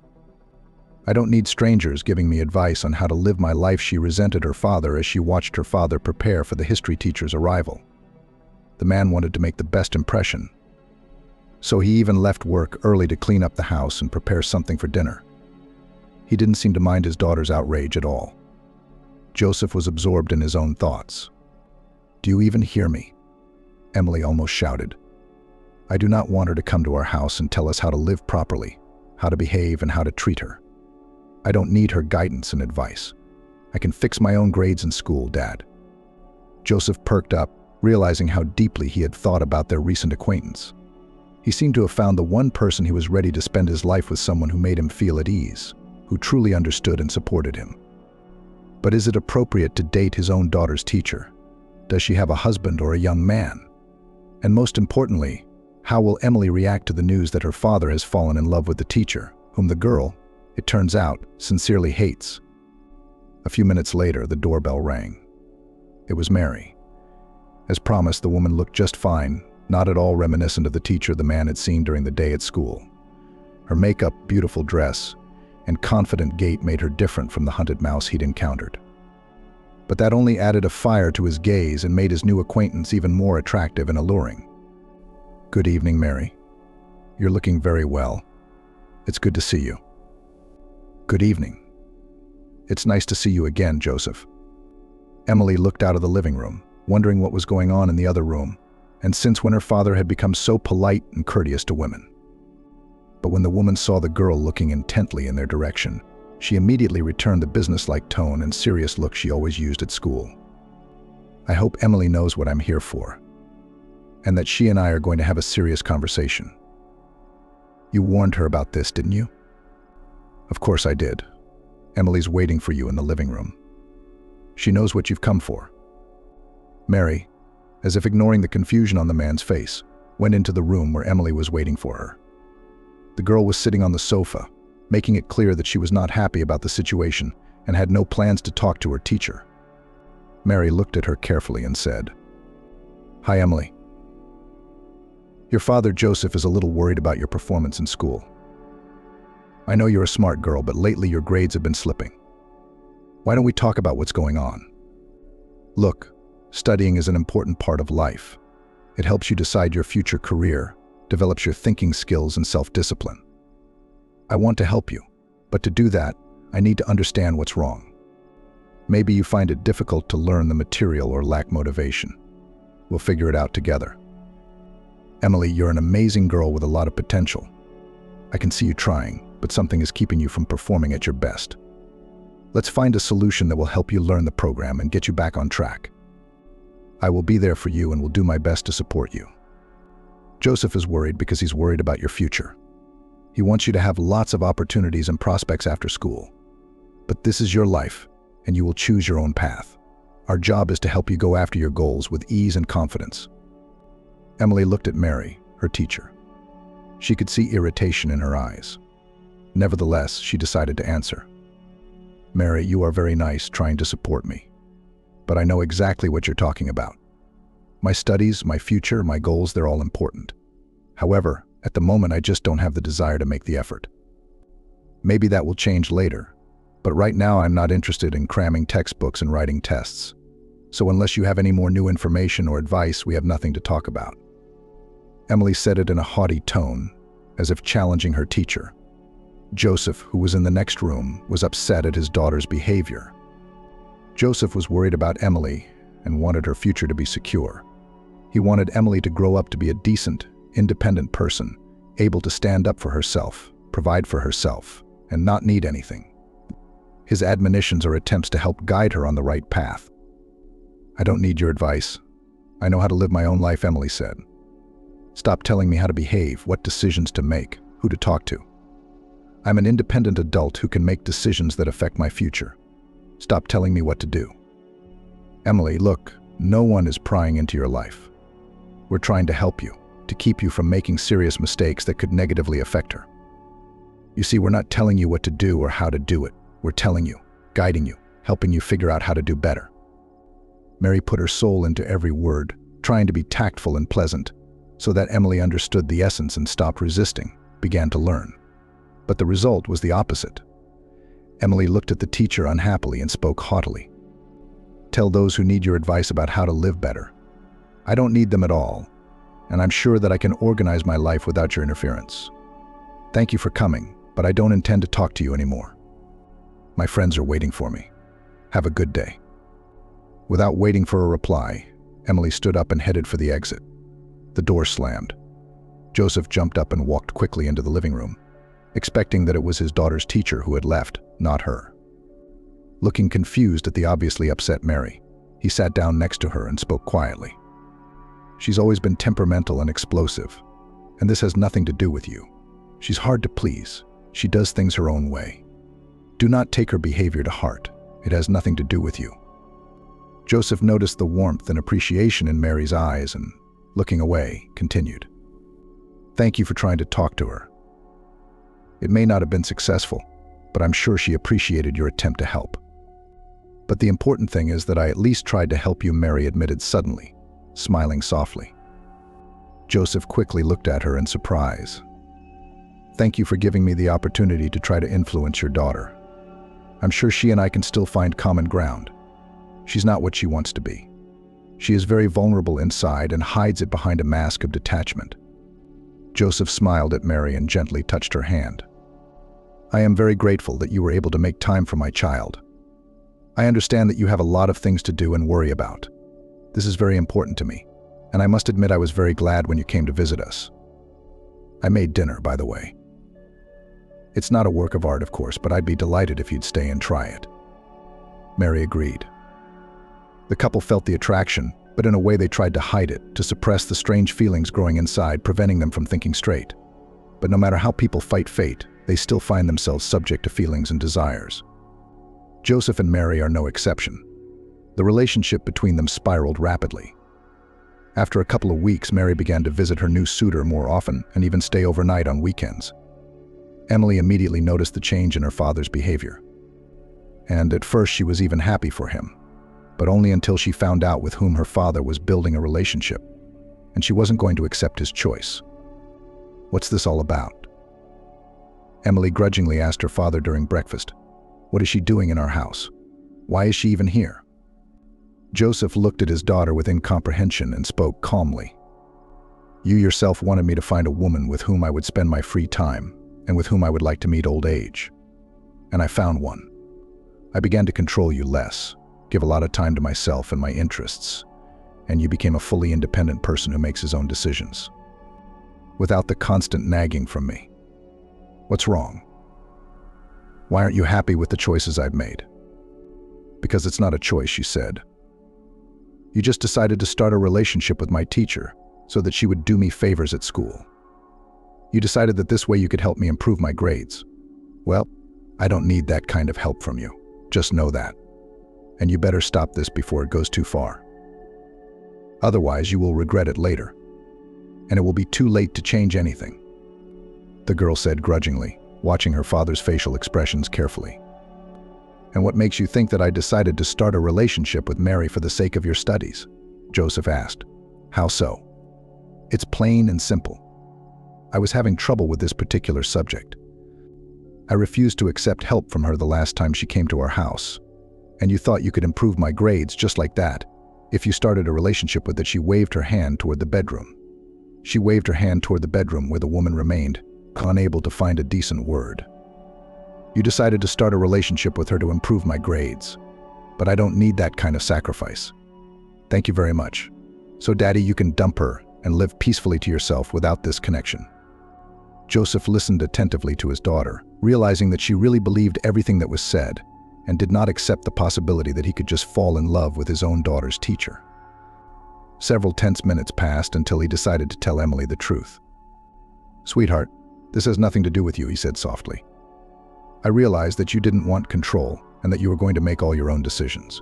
I realized that last time, so I left you alone. Gave you the freedom to take charge of your own life and make the decisions that would affect it in one way or another. I'm honestly not even sure I was doing the right thing before, trying to control you all the time. And now you have the opportunity to really make all the decisions yourself, to make the choices that will affect your life, without being constantly controlled by me or your history teacher." The man hesitated, trying to find the right words. "What about Mary? I love her very much indeed, and I want to build a happy relationship with her. They have nothing to do with you. No one's making any sacrifices to get you good grades and a happy future.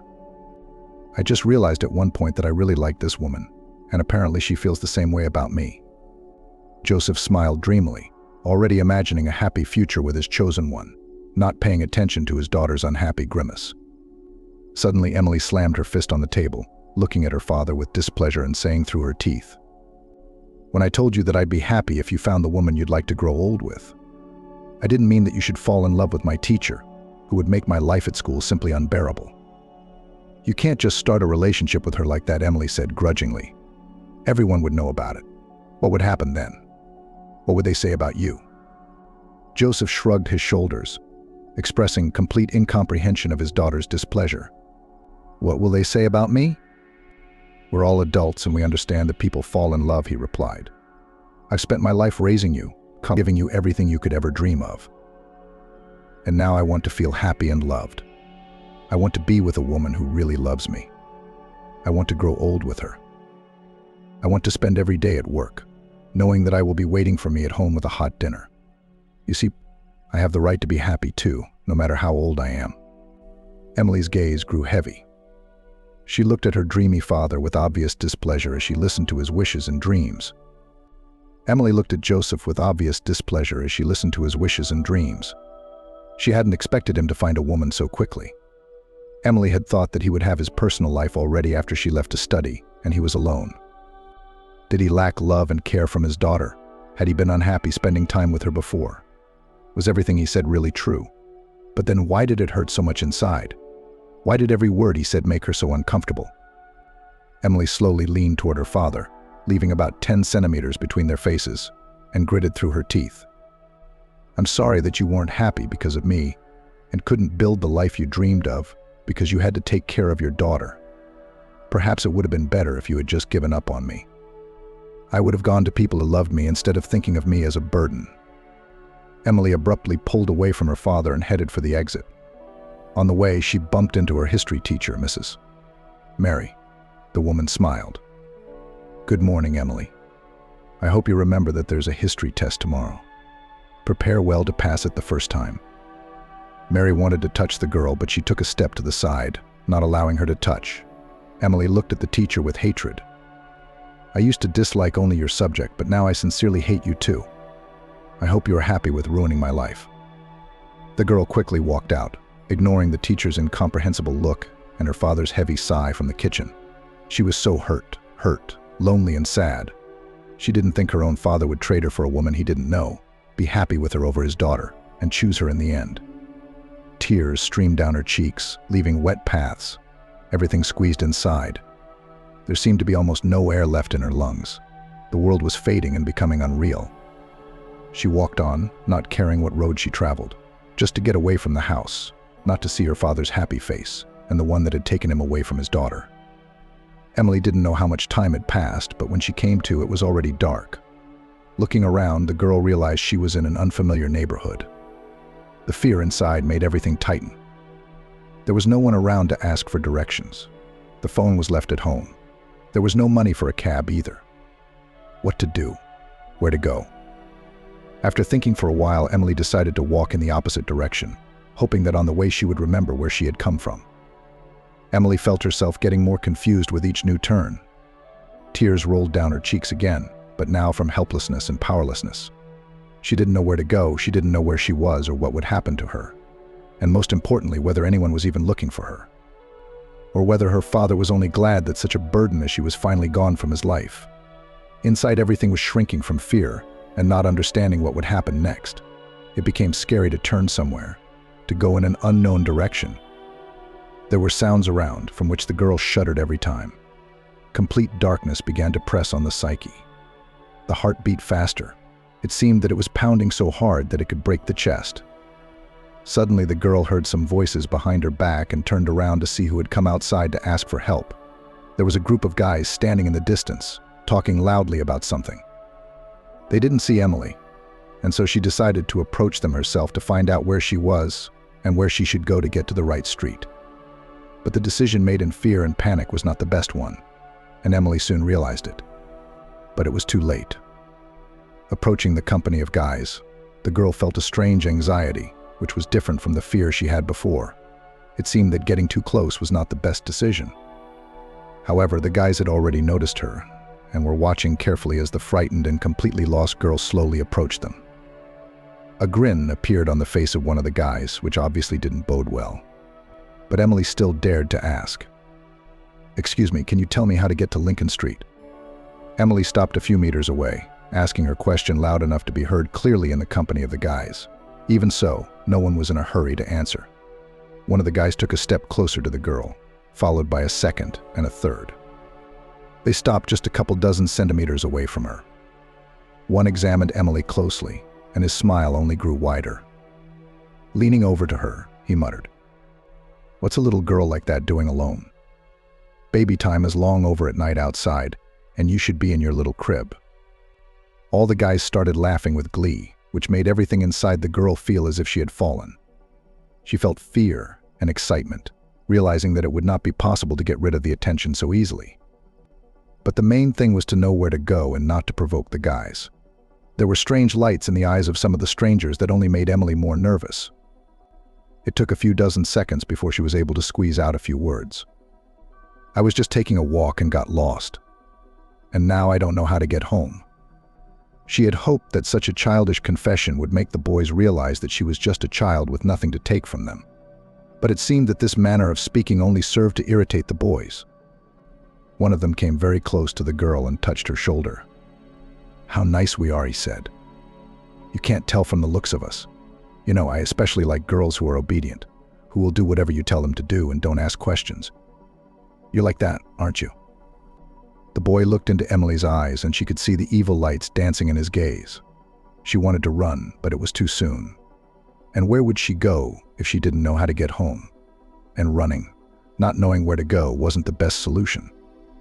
She'd be exhausted too quickly, and this group of guys would easily catch up with her.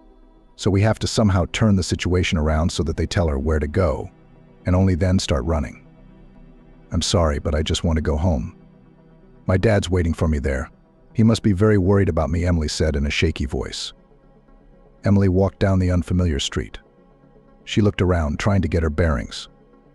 "Excuse me, can you tell me where to go? This is my first time here." Two guys approached her closely. One of them ran his fingertips through her hair. Emily felt an uncomfortable sensation but stayed where she was, trying not to provoke them. "If you behave and do everything we say, we'll walk you home ourselves afterwards so no one else can touch you," the other guy smirked. "But only if you're good, and if you get cranky." He lowered his voice deliberately, giving it an ominous tone. Emily realized she couldn't expect any help from these guys. She thought feverishly about what she should do. She couldn't think of a single sensible way to hide or get away from a group of tough guys who clearly looked stronger and tougher than she was. Her heart was pounding faster and faster, blood pounding in her temples. "So, will you behave yourself?" The other guy asked again, continuing to stroke her hair. "Or do you want to play naughty girl and get punished?" He leaned very close to her ear. "Hey, stop messing with her," shouted irritably the third guy in the crowd. "Let's get out of here. How long can we stand here? We're attracting too much attention." He moved toward Emily with determination. Realizing that there might not be another chance, she ran down the street, not looking back and trying to ignore her racing heart. A second's hesitation from the boys gave her a small head start, but soon she heard them catching up to her quickly. Emily realized what would happen if they caught her. She ran as hard as she could, feeling her legs jacking up, turning corners, winding streets. Her eyes were already swimming in multicolored circles from lack of air. The realization came that there was no escape. And then Emily bumped into someone on the sidewalk. She lost consciousness, but felt someone's strong arms pick her up. The next thing she knew, it was darkness, no thought, no feeling. When Emily regained consciousness, there was light all around. She was lying on a pillow, her body aching unpleasantly, reminding her of her recent adventures. Her throat was dry. Her eyes ached from the tears shed last night. Looking around, the girl realized she was in a hospital room and tried to raise herself, but she felt dizzy and weak. Slowly lowering herself back onto the bed, she decided to wait for someone to come and explain the situation. Suddenly, Emily noticed a rustle to her left and was startled to see the boy sleeping peacefully in the chair. Her insides clenched with fear. Had she been caught after all? Had they done something to her?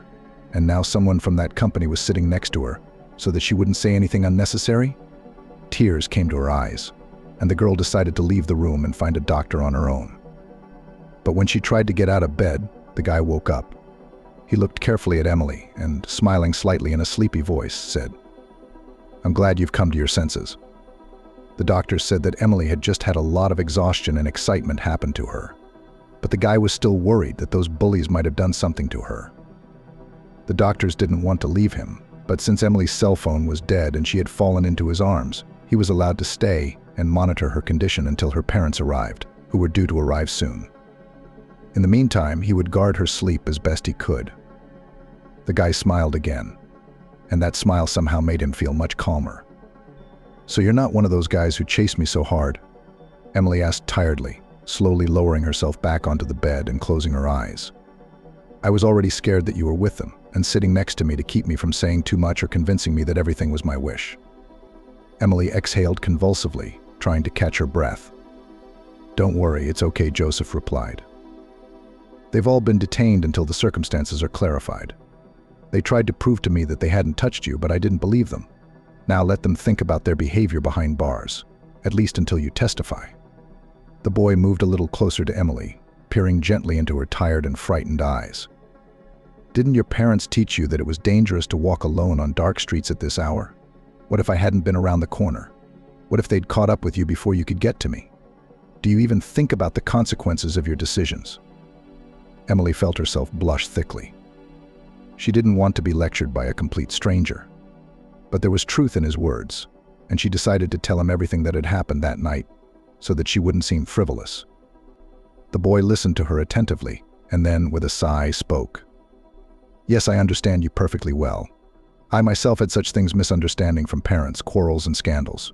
But you know, once my history teacher gave me a really good advice that changed my life. You know what she said? That no matter what emotions reign in my soul, no matter how much I want to leave, to stop communicating with my parents and get rid of their overly intrusive care, they are still my parents, who gave me life and sacrificed a lot to provide for me, to bring me up and give me a chance for a normal life. That's why I should treat them with respect, tolerate their quirks, just as they once tolerated my childish whims and tears. Of course, I couldn't fully accept their behavior and forget their mistakes. But you know, I think that advice did help me to be easier on them, to make concessions and to forgive some things. Emily lowered her eyes to the floor. Another piece of advice, another admonition, another attempt to pry into her life that she was so sick of. She sighed heavily, looked at the guy carefully and mouthed, "Thank you so much for saving me tonight. But I'll figure out how to live my life on my own. I don't need your advice and guidance. I'm sorry. I'd like to learn from my mistakes. Okay?" "No, you've got it all wrong," he smiled. "I was just sharing my life experience with you.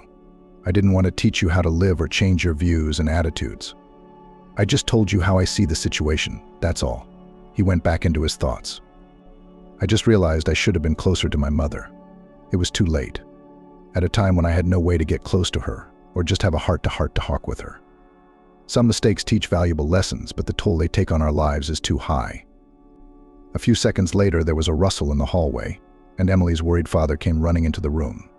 He seemed to have aged considerably in just one night, and even changed in his face.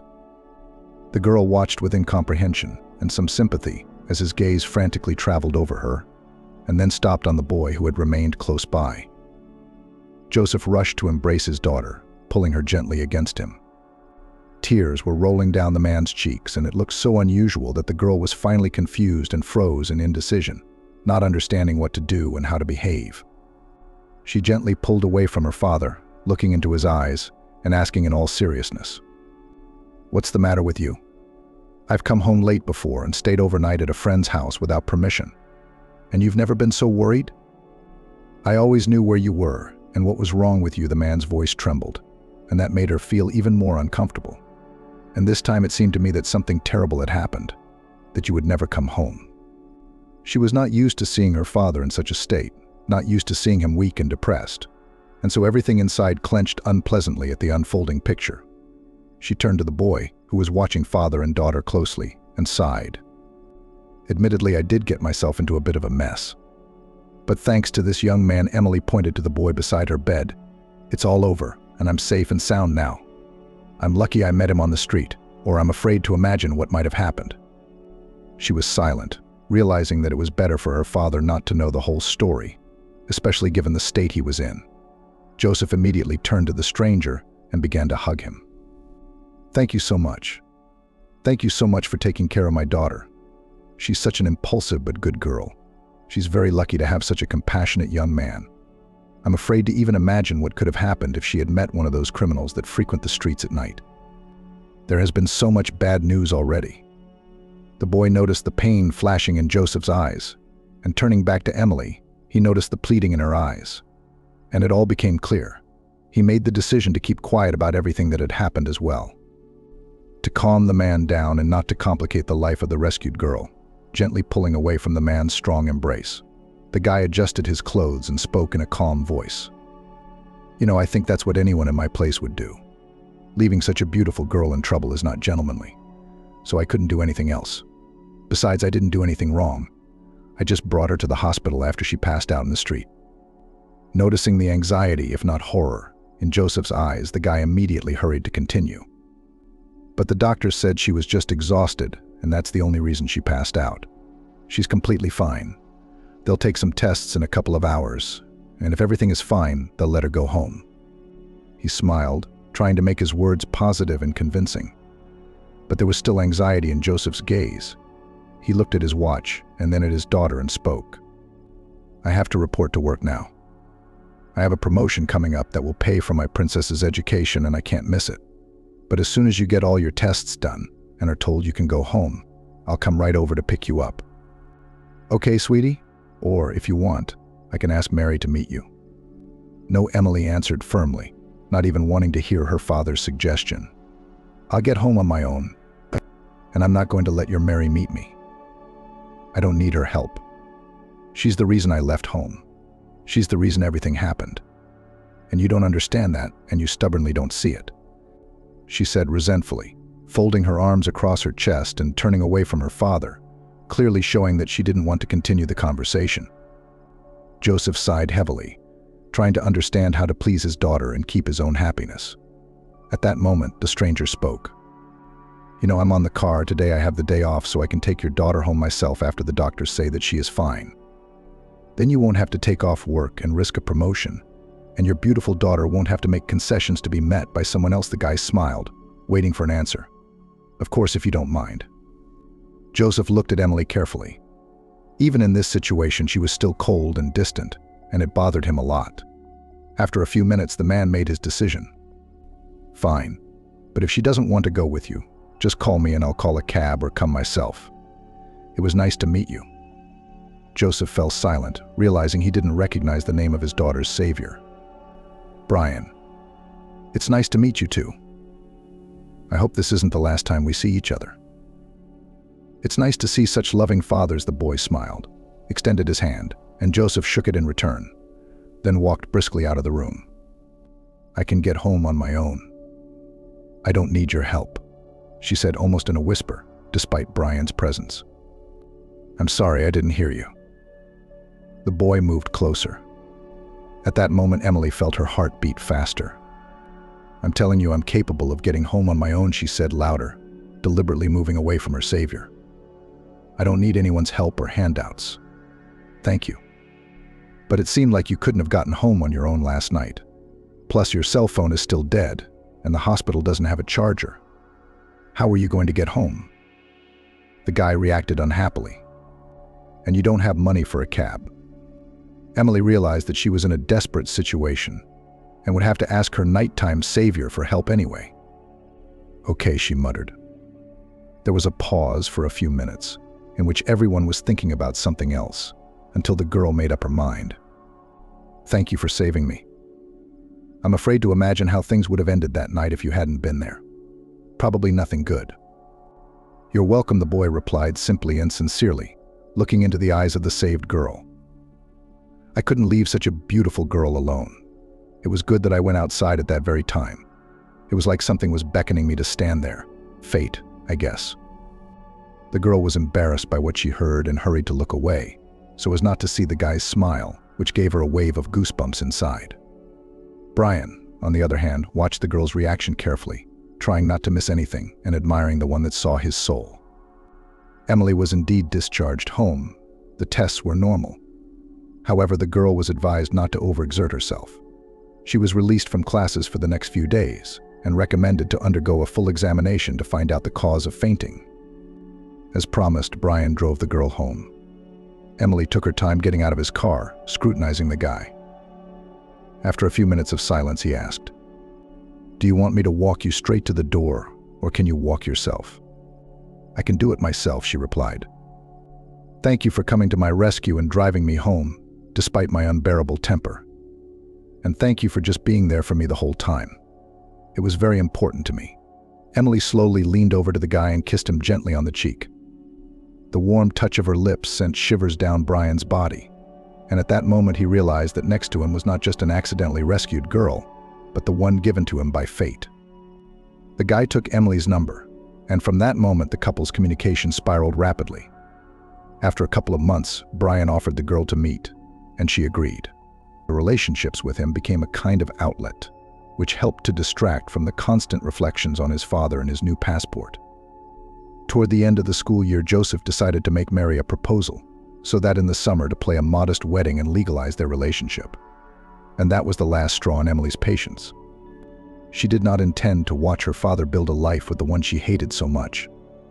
And so the girl made a sharp, in her opinion, the only right decision to move out, and to tell her father about it she decided to immediately. "What are you leaving after the 9th grade?" Joseph said with displeasure, pacing from corner to corner in the living room and trying to calm down so as not to say too much to his daughter. "What about higher education? What about the prospects you've been striving for all these years? Are you really just ready to give up everything because of another whim?" And at that moment Mary came to him, who gently took his hand and looked into his eyes and gently said, "Let her make her own decision. She is an adult and can be responsible for her actions. We all learn from our mistakes. Maybe this will be a great lesson for her on how not to act in a situation, or maybe she will actually get what she wants out of life." Joseph exhaled convulsively. He wasn't ready to make that kind of decision from his daughter, and so the idea that it might be the right one seemed somehow unrealistic. Still, he decided to listen to his chosen one and closed his eyes and spoke. "Maybe you're right, and Emily really just needs more freedom. I just wanted to say that her decision seems wrong to me, and that I think it will lead to a completely different outcome than she expects. That's all. I didn't forbid her from making her own decision, nor did I say that she should give up her aspirations to please me. I'm just trying to keep her safe." "I understand, darling," Mary said softly, looking into Joseph's eyes. "But she's a big girl, and she can decide for herself how to be, how to behave, how to act in any given situation. She's not a little child, after all." The man sank down in his chair. He realized that it was really true, that it was time to give his daughter the opportunity to make her own decisions and dispose of her life as she saw fit. But the anxiety and worry wouldn't let him go. He looked up at his daughter, and only at that moment did he notice the unkind grin on her face. And in the next second, Emily spoke with displeasure and anger. Of course, who'd have doubted she'd say that? I've always been a bone in her throat, and now that she's had a chance to get rid of me early, she's not going to miss it. Still, I made the right decision when I realized it was time to move out. Otherwise, I would have had to endure 2 more years of a disgruntled look on my face and some stupid accusations against me. Emily forgot to put her shirt back on, or didn't wash her plate, or behaved inappropriately in front of guests. She thought that then a calm and measured life would come. As soon as I get kicked out of my own house, right resentment and dissatisfaction with the situation could be heard in Emily's voice. It was clear that the girl was not thrilled with the decision, but thought it was the right one. Confused by his daughter's words, Joseph muttered, "What does Mary have to do with it, if you yourself decided to move out after 9th grade? It's your decision, no one imposed it. Why, when Mary supported it, do you think she wants to evict you? I don't understand anything." Joseph looked at his daughter carefully, hoping she would realize the error of her ways. But Emily became even more disgruntled. "Of course you never see what's wrong," she glanced obliquely at Mary, who looked incomprehensively back and forth at her future husband and Emily, not knowing whether to intervene or remain silent. Joseph rose slowly and approached his daughter. Placing his hands on her shoulders, he looked into her eyes. "Sweetheart, why do you always have some strange competition with the woman I truly love? She hasn't replaced you for me. She hasn't become the only one I love. She has no prejudice against you. Contrary to your speculation, she's trying to connect with you, to get closer, and you're pushing her away. She's not replacing your mother, and she never intended to. But can't you have a warm relationship for my sake?" The man looked at his daughter with hope and tenderness, but her gaze became hard and displeased. "You knew from the beginning that I didn't approve of your association with my teacher. What made you think I would be thrilled to marry her? It's your decision, not mine. I don't have to support it. I'm sure she's only with you because of the house and work. Not the love you're talking about. You can see it in her." Mary sighed heavily, realizing that building a good relationship with Emily would be difficult, but she had no idea how much. Joseph replied calmly, "You're right, it's my choice and it's not your place to judge it. It's not like I'm judging your Brian and I'm trying to build a good relationship with him because he didn't interfere with our family, try to take me away from you, or tell me how to live my life. Since you're so happy with her, you should know that you lost me because you chose her." Her Emily shouted to her father through gritted teeth. She raised her head proudly and went to her room, hoping that the conversation would influence her father's decision to marry Mary. But it didn't. and the girl decided to move away from her father as soon as she received her diploma. Emily entered college in another city and from the first days lived with Brian. He rented an apartment, paid for groceries and expenses.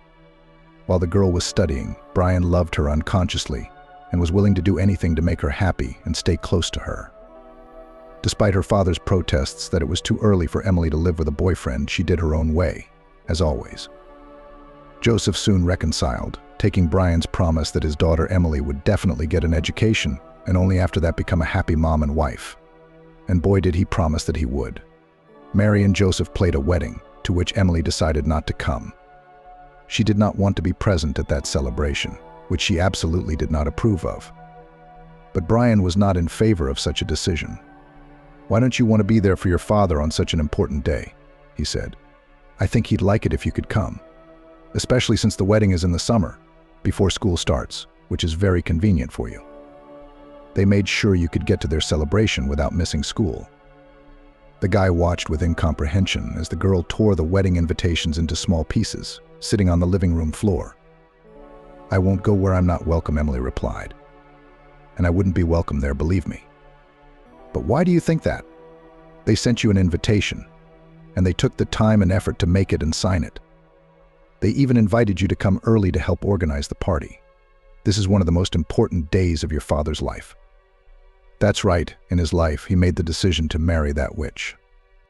Despite the fact that I hate her, despite our terrible relationship, despite the fact that she treated me abominably and told me how to live my life, what to do, what to wear, despite the fact that I am an adult, an independent person. And she is the reason that our relationship with my father, which he spent so long building and cherishing, has shattered. I don't want to see him choose her over me. I don't want to see him give up our good relationship for someone who only values a spacious house and a big wallet. Emily closed her eyes and sighed heavily, trying to calm down and get her thoughts in order. She didn't want to think any more about the fact that her father had chosen some other woman over her, that he had made her the center of his life, and that he had made the decision to marry in spite of her displeasure. But Brian kept asking questions, trying to figure out exactly what had happened and why Emily had this attitude toward her future stepmother. "But she didn't do anything bad to you, right? She just fell in love." "She didn't fall in love," Emily cut her off. "She came into someone else's family and made her own rules that I had to follow. And my father, like a blind sheep, didn't want to see her leading him around and making him a tosser." "Well, maybe he was just really in love with her," Brian suggested. "He wanted to do everything he could to make her happy." "I love you very much too, and I'm doing everything I can to make sure that you don't need anything and can live the life you want. I always fulfill your requests." Emily looked at him unhappily. She didn't want to continue this conversation, and she certainly didn't want to waste her time explaining to him the problem and the reasons for his bad attitude. "Just trust me. She's not at all who she says she is," the girl said. "She's a disgusting, mercenary woman who will do anything to keep my father on a leash and bounce around on her hind legs.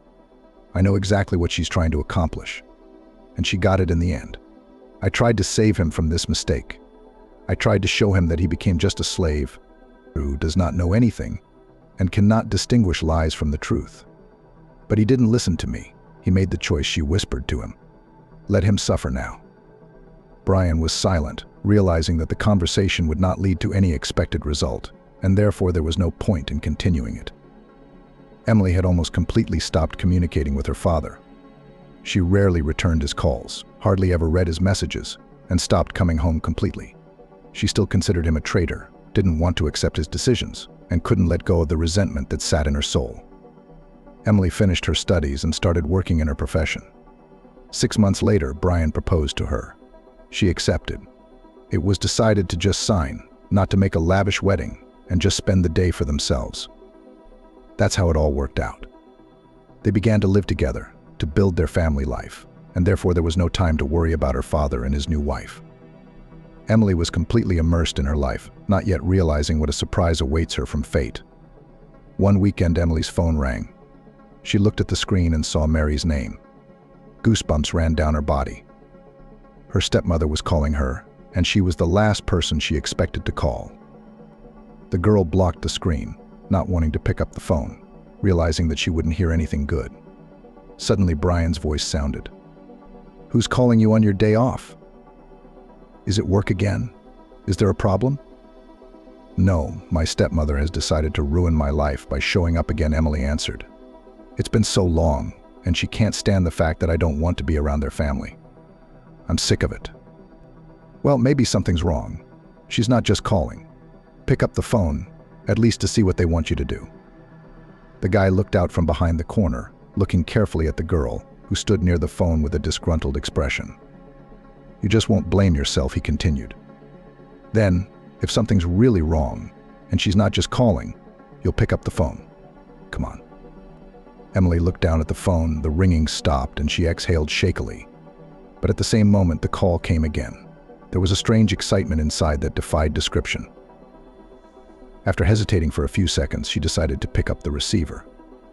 Hello, she asked grudgingly, expecting to hear anything but what Mary would say in the next few seconds. Joseph. He didn't survive our automobile accident. The funeral will be on Monday. Will you be able to make it, or won't you be expected? Emily slowly slid to the floor. She expected to hear anything but that. Several minutes of complete silence passed before Brian looked out of the kitchen and was immediately stunned. His wife's face was as pale as a sheet, her eyes full of terror. He slowly approached her, looking into her eyes and asking with a tremor in his voice, "What's the matter? What did your stepmother say to you? What happened?"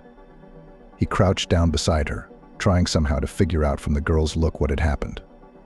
"Daddy's gone" was the only thing the girl could whisper, and tears came to her eyes. She dropped her head to her knees, trying to suppress her sobs. Fear, pain, misunderstanding, and other negative feelings raged inside. Panic was rising more and more. It was getting harder to breathe with each passing second. Breaths were being taken. Circles appeared in my eyes. The funeral had gone smoothly. Emily didn't remember exactly what had happened, and the only moment she remembered was Mary, who was now confined to a wheelchair forever. It had been several months since the tragedy. Emily still hadn't fully recovered. She couldn't accept that her father was gone, that she would never be able to hold him again, to hear his voice. But as they say, trouble does not come alone. Emily's health took a serious hit. She was constantly visiting doctors, and sometimes even lay in hospitals for constant checkups. She lost a lot of weight, almost ceased to be happy about simple things, did not leave the house, and often cried. She literally wore herself out, not giving her body the slightest opportunity to recover from the tragedy. And she herself understood it perfectly well, but did not want to change anything. As time went on, the situation only got worse and worse. Emily thought it couldn't get any worse. After Emily's father died, her stepmother Mary said she needed her stepdaughter's help. She explained. "The doctors said I need constant care. I find it difficult to do simple household chores on my own, even cooking a meal. I don't have money for a caregiver. I understand that we had a bad relationship. You never loved me and didn't want your father to associate life with me. But since we've become related, we should help each other through a difficult situation." Brian expected Emily to react negatively, however she just nodded silently. She later told her husband, "I don't care. I'm just going to hire a caregiver for her. I hate her. I don't want to see or hear from her unnecessarily. I don't want to take care of the woman who ruined my father. She's not my family. I'll never be nice to her. I'd rather give my last dime to a caregiver. But I won't live in the same house with her. I don't care." Mary heard Emily's words but didn't object, realizing her stepdaughter wouldn't change her mind.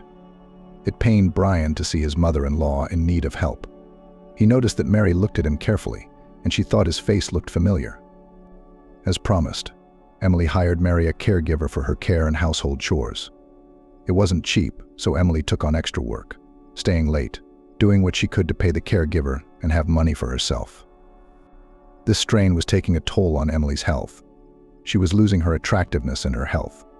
Brian's entreaties to take on less work didn't work. Emily refused to help, seeing it as her area of responsibility. Over time, Emily's health deteriorated greatly. She constantly went to doctors, took tests, but no one could understand the cause. Doctors said that she was exhausting herself, not giving rest, and nervous tension leads to exhaustion. Brian looked at the doctor hopefully. "Isn't there anything that can be done? She's literally withering away, so young and she has no vitality at all.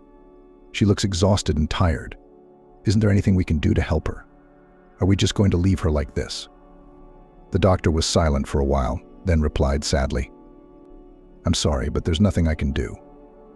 She is exhausting herself, and until she stops doing that, her condition will not improve. So you need to talk to your wife on your own. Explain to her how important this is, that she has to live for you, for your happy future. There's nothing I can do until your wife wants to live. Do you understand me?" Brian walked out of the doctor's office depressed. He realized that nothing was going to work because Emily wouldn't listen to him. He had tried talking to her, urging her to eat better, sleep better, work less. But all these talks had no effect. He realized that his entreaties were useless, and there was no way out. Brian was not going to give up, so he decided to make one more attempt. "Honey, how about we go on vacation? There'll be lots of good food. We'll vacation together and spend some quality time together. We should do that, don't you think?" "I have to work. I can't go anywhere yet. I can't just take days off. I can't let my bosses down. If I don't, I won't get my bonus. And if I don't get the extra money, what's the point of my job? If I don't bring anything to our family?" Brian looked carefully into the girl's eyes and saw so much pain and despair in them that he felt uncomfortable. He took the girl's hands in his own, gently moved closer to her, and gazed into her eyes. "Please, Emily, for my sake. Let's take a vacation, relax, spend time together, and taste so many delicious things. It's been so long since we've been alone together, without work and worries and cares. Let's just be together. I'll pay for the caregiver, all your mother's expenses. Let's just be together." Emily looked at her husband with tired eyes. She didn't want to decide anything, didn't want to take part in any of these fights, didn't want anything from this life. The silence was becoming tense, and Brian realized that his wife's answer was obvious, but he hoped she would agree to spend some time with him. "I'm sorry, but I don't want to pass my responsibilities on to you. I promised my stepmother that I would provide her with a caregiver, and that responsibility is mine. You don't have to take over. We'll definitely spend time together when I get a promotion, or when I don't need a nurse. It just takes a little time." "Okay," Brian replied, realizing that his wife wasn't going to change her mind or agree to drop everything to spend time with him. But Brian and Emily were not destined to spend a single vacation together as husband and wife. One night the girl became very ill. The ambulance came quickly, but the doctors could not help in any way. Severely exhausted body almost did not fight for life. And a few days later, Brian received a call from the intensive care unit with sad news. Funeral arrangements were made quickly. Emily had never said where or how she wanted to be buried, but Brian was certain that she should be next to her father, that this was the place she rightfully belonged. He handled the arrangements entirely on his own, not allowing anyone to interfere with his advice and guidance. He knew how best to do things and understood perfectly well how things should be. He had buried a loved one before. But at the time of the last funeral, the last time he had seen his mother's lifeless face, he had thought he would never be hurt like that again. But Brian was wrong. This time the pain seemed dozens, if not hundreds of times worse. He wanted to scream, to cry, to be hysterical, but he held on with all his might. He knew that his tears wouldn't help, and probably would only hurt Emily's loved ones more. That day had left an indelible mark on his heart that he would never get rid of, that would always be with him, and that he would have to accept and learn to live with. He could not imagine that he had so little time to enjoy life with the one he loved. After the funeral, the tears flowed. He could not calm down, he could not pull himself together. So after the funeral was over, after breakfast, he came to his sick mother-in-law's bedroom to do what he had long dreamed of. He fell into her lap, shaking with sobs that he could no longer hide. Pain, resentment, longing, and frustration all blended into one emotion that would not let him go. He didn't want to live, didn't want to do anything else in this life. He felt like he was all alone again, a lost and unwanted boy who wandered the empty streets at night. "I remembered you at my husband's funeral," Mary said. "You looked at me like that." "No, but I didn't remember that look until later. You were the lost boy who needed support and advice. You're the Brian who couldn't recover from losing his mother and who didn't even want to live. You've grown so mature, so strong and beautiful. I knew you would become a beautiful man, but strong people need care and support sometimes too. Need someone to say a few affectionate words, to comfort them in misfortune and help them cope with the most intense sadness.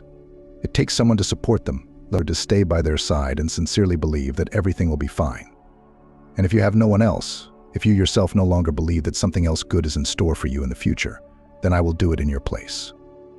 Mary gently ran her hand through the man's hair, inviting him to share her sorrow and trying to convey in such a simple gesture all the love and care she felt in her soul.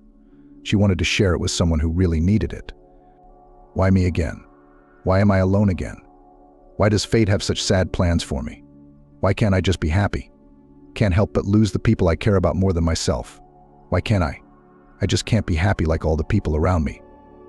And why things don't work out the way I want and desire. Why? Brian continued to lie on his mother-in-law's lap. Tears flowed silently down his cheeks. It seemed that he had already accepted the inevitability of his fate, that he no longer resisted it at all, and that he was ready to accept everything that was happening to him. But Mary was sure that it was not yet over. "You know, for every major trial, fate sends you a gift, something you've wanted or needed for a long time," she said. "She doesn't just send you trials, she tests you for resilience to thank you afterwards for all your suffering, for your perseverance and persistence, and for the fact that you don't just give up and go to the end. Now you will always have me. I will be there for you. I will support you in any situation, always help you with advice and deeds if you need it. I will help you to get out of this abyss, as I once helped you to cope with the darkness that surrounded you so quickly. I won't leave you alone. I'm not going to let you just give up. Just remember that you are not alone." The woman gently pressed the man to herself, trying to convey all her warmth and confidence that tomorrow would be better than today, and that in the near future everything would be much better than now. The next morning, all the neighbors were shocked that Brian had fired his mother-in-law's caregiver and started taking care of her on his own. He realized that he could not and did not want to stay alone, and that the best solution would be to spend his life with the person who would really help in a difficult moment, who would be there for him, who would support and help with advice, and who would not betray and would not leave in a difficult situation. Brian didn't just start doing all the household chores on his own. He also worked hard on his mother-in-law's health. He wanted to make sure that her life was safe and that she would be able to live many more happy years, even if she was confined to a wheelchair. In the meantime, the doctors were giving a good prognosis, and that made the guy feel much calmer. He was able to calm down a little and began to try to live on. Now, not only without his mother, with whom he once parted not on the most pleasant note, but also without his favorite woman, for whose sake he was ready for a lot, but could not do anything to convince her to live on. Perhaps there was a reward ahead of him for such a serious ordeal, but maybe it was just an experience that he will just have to accept and move on with his life.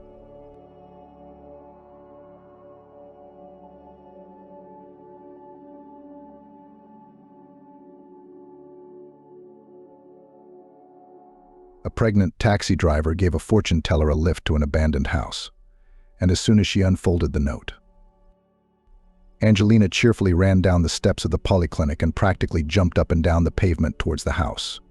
Passers-by looked in surprise at the running girl, who shone and charged the surrounding people with positivity.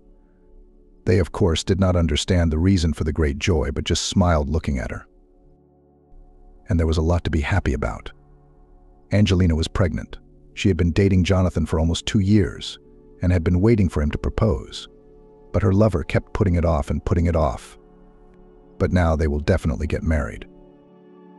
On the way home, Angelina ran into the shop, bought groceries to prepare a festive dinner, and during it to tell her beloved the amazing news. Angelina rented a room in a flat from a very nice elderly woman. They often had tea together in the evenings. Kimberly talked about her life, sometimes giving advice not obsessively, but kindly and from the heart.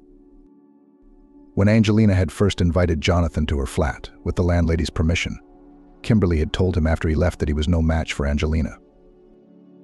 "He's not a serious young man," Kimberly said. "You can't build a strong relationship with him. You'll see, he'll prove himself. You'll remember what I said."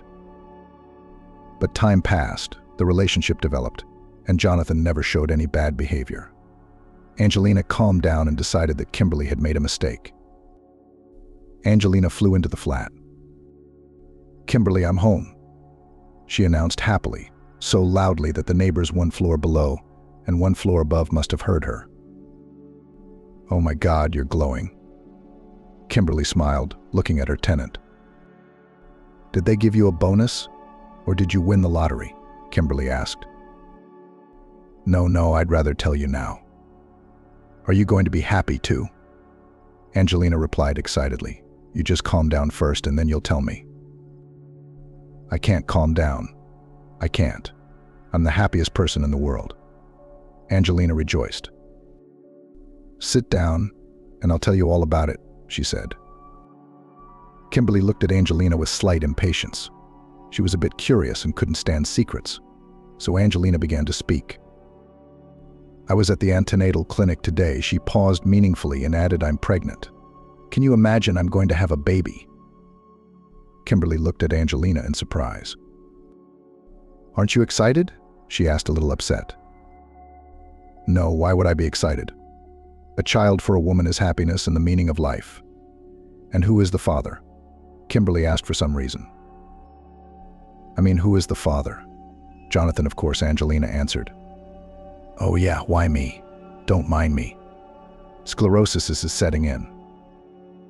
That's what Kimberly always said when she was trying to get out of a discussion about a situation she wasn't comfortable with. Angelina had learned her well over the past 4 years. Kimberly, don't upset me. Do you still think Jonathan's not right for me? She asked. But we've been together for 2 years. In that time, has he ever behaved inappropriately or offended me in any way? But he hasn't. Then why don't you love him so much? Angelina asked the woman almost in tears. I'm sorry, baby. I did not want to spoil your mood, but I do not like your chosen one, and all here. I don't have anything to pick on, but my gut tells me he's no good, Kimberly said. When we marry him, we'll see what you have to say, Angelina retorted resentfully. God willing, God willing, Kimberly said cryptically and went to her room. Angelina's mood was frayed. She went to the kitchen, unpacked the bags, and confidently dialed her lover's number.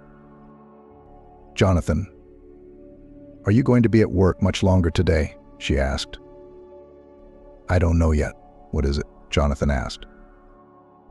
I have something very important to do tonight, Angelina answered.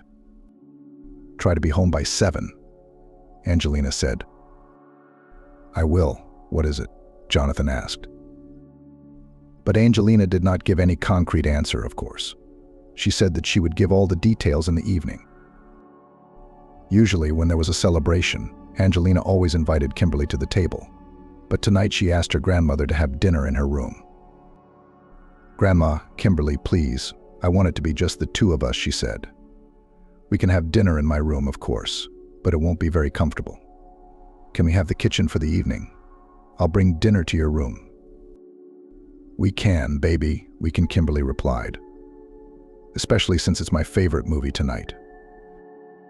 Thank you so much, Angelina hugged her grandmother. Jonathan arrived around 8 o'clock in the evening. Angelina was already nervous and called her lover several times to find out where he was and when he would be there. Jonathan strongly disliked such control and always reacted violently to the girl's calls. What, are you calling me every half an hour again? I told you I'm coming, the young man said angrily. Okay, I'm waiting for you. Don't be nervous, Angelina reassured him. Jonathan entered the flat in a bad mood. It was hard to understand why. He wasn't in the mood today. He was always in trouble at work, he said, and he often came home unhappy. Sometimes it was Angelina's phone calls that put him in a bad mood. Hi, honey. I'm all set.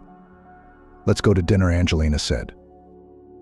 I'll wash my hands, Jonathan muttered and went to the bathroom. Angelina was very nervous. She did not know how to start the conversation. Plus, Jonathan's mood was throwing her off balance. They sat down at the table, which was festively set, and Jonathan noticed it. What did I miss? Is it someone's birthday today? He asked.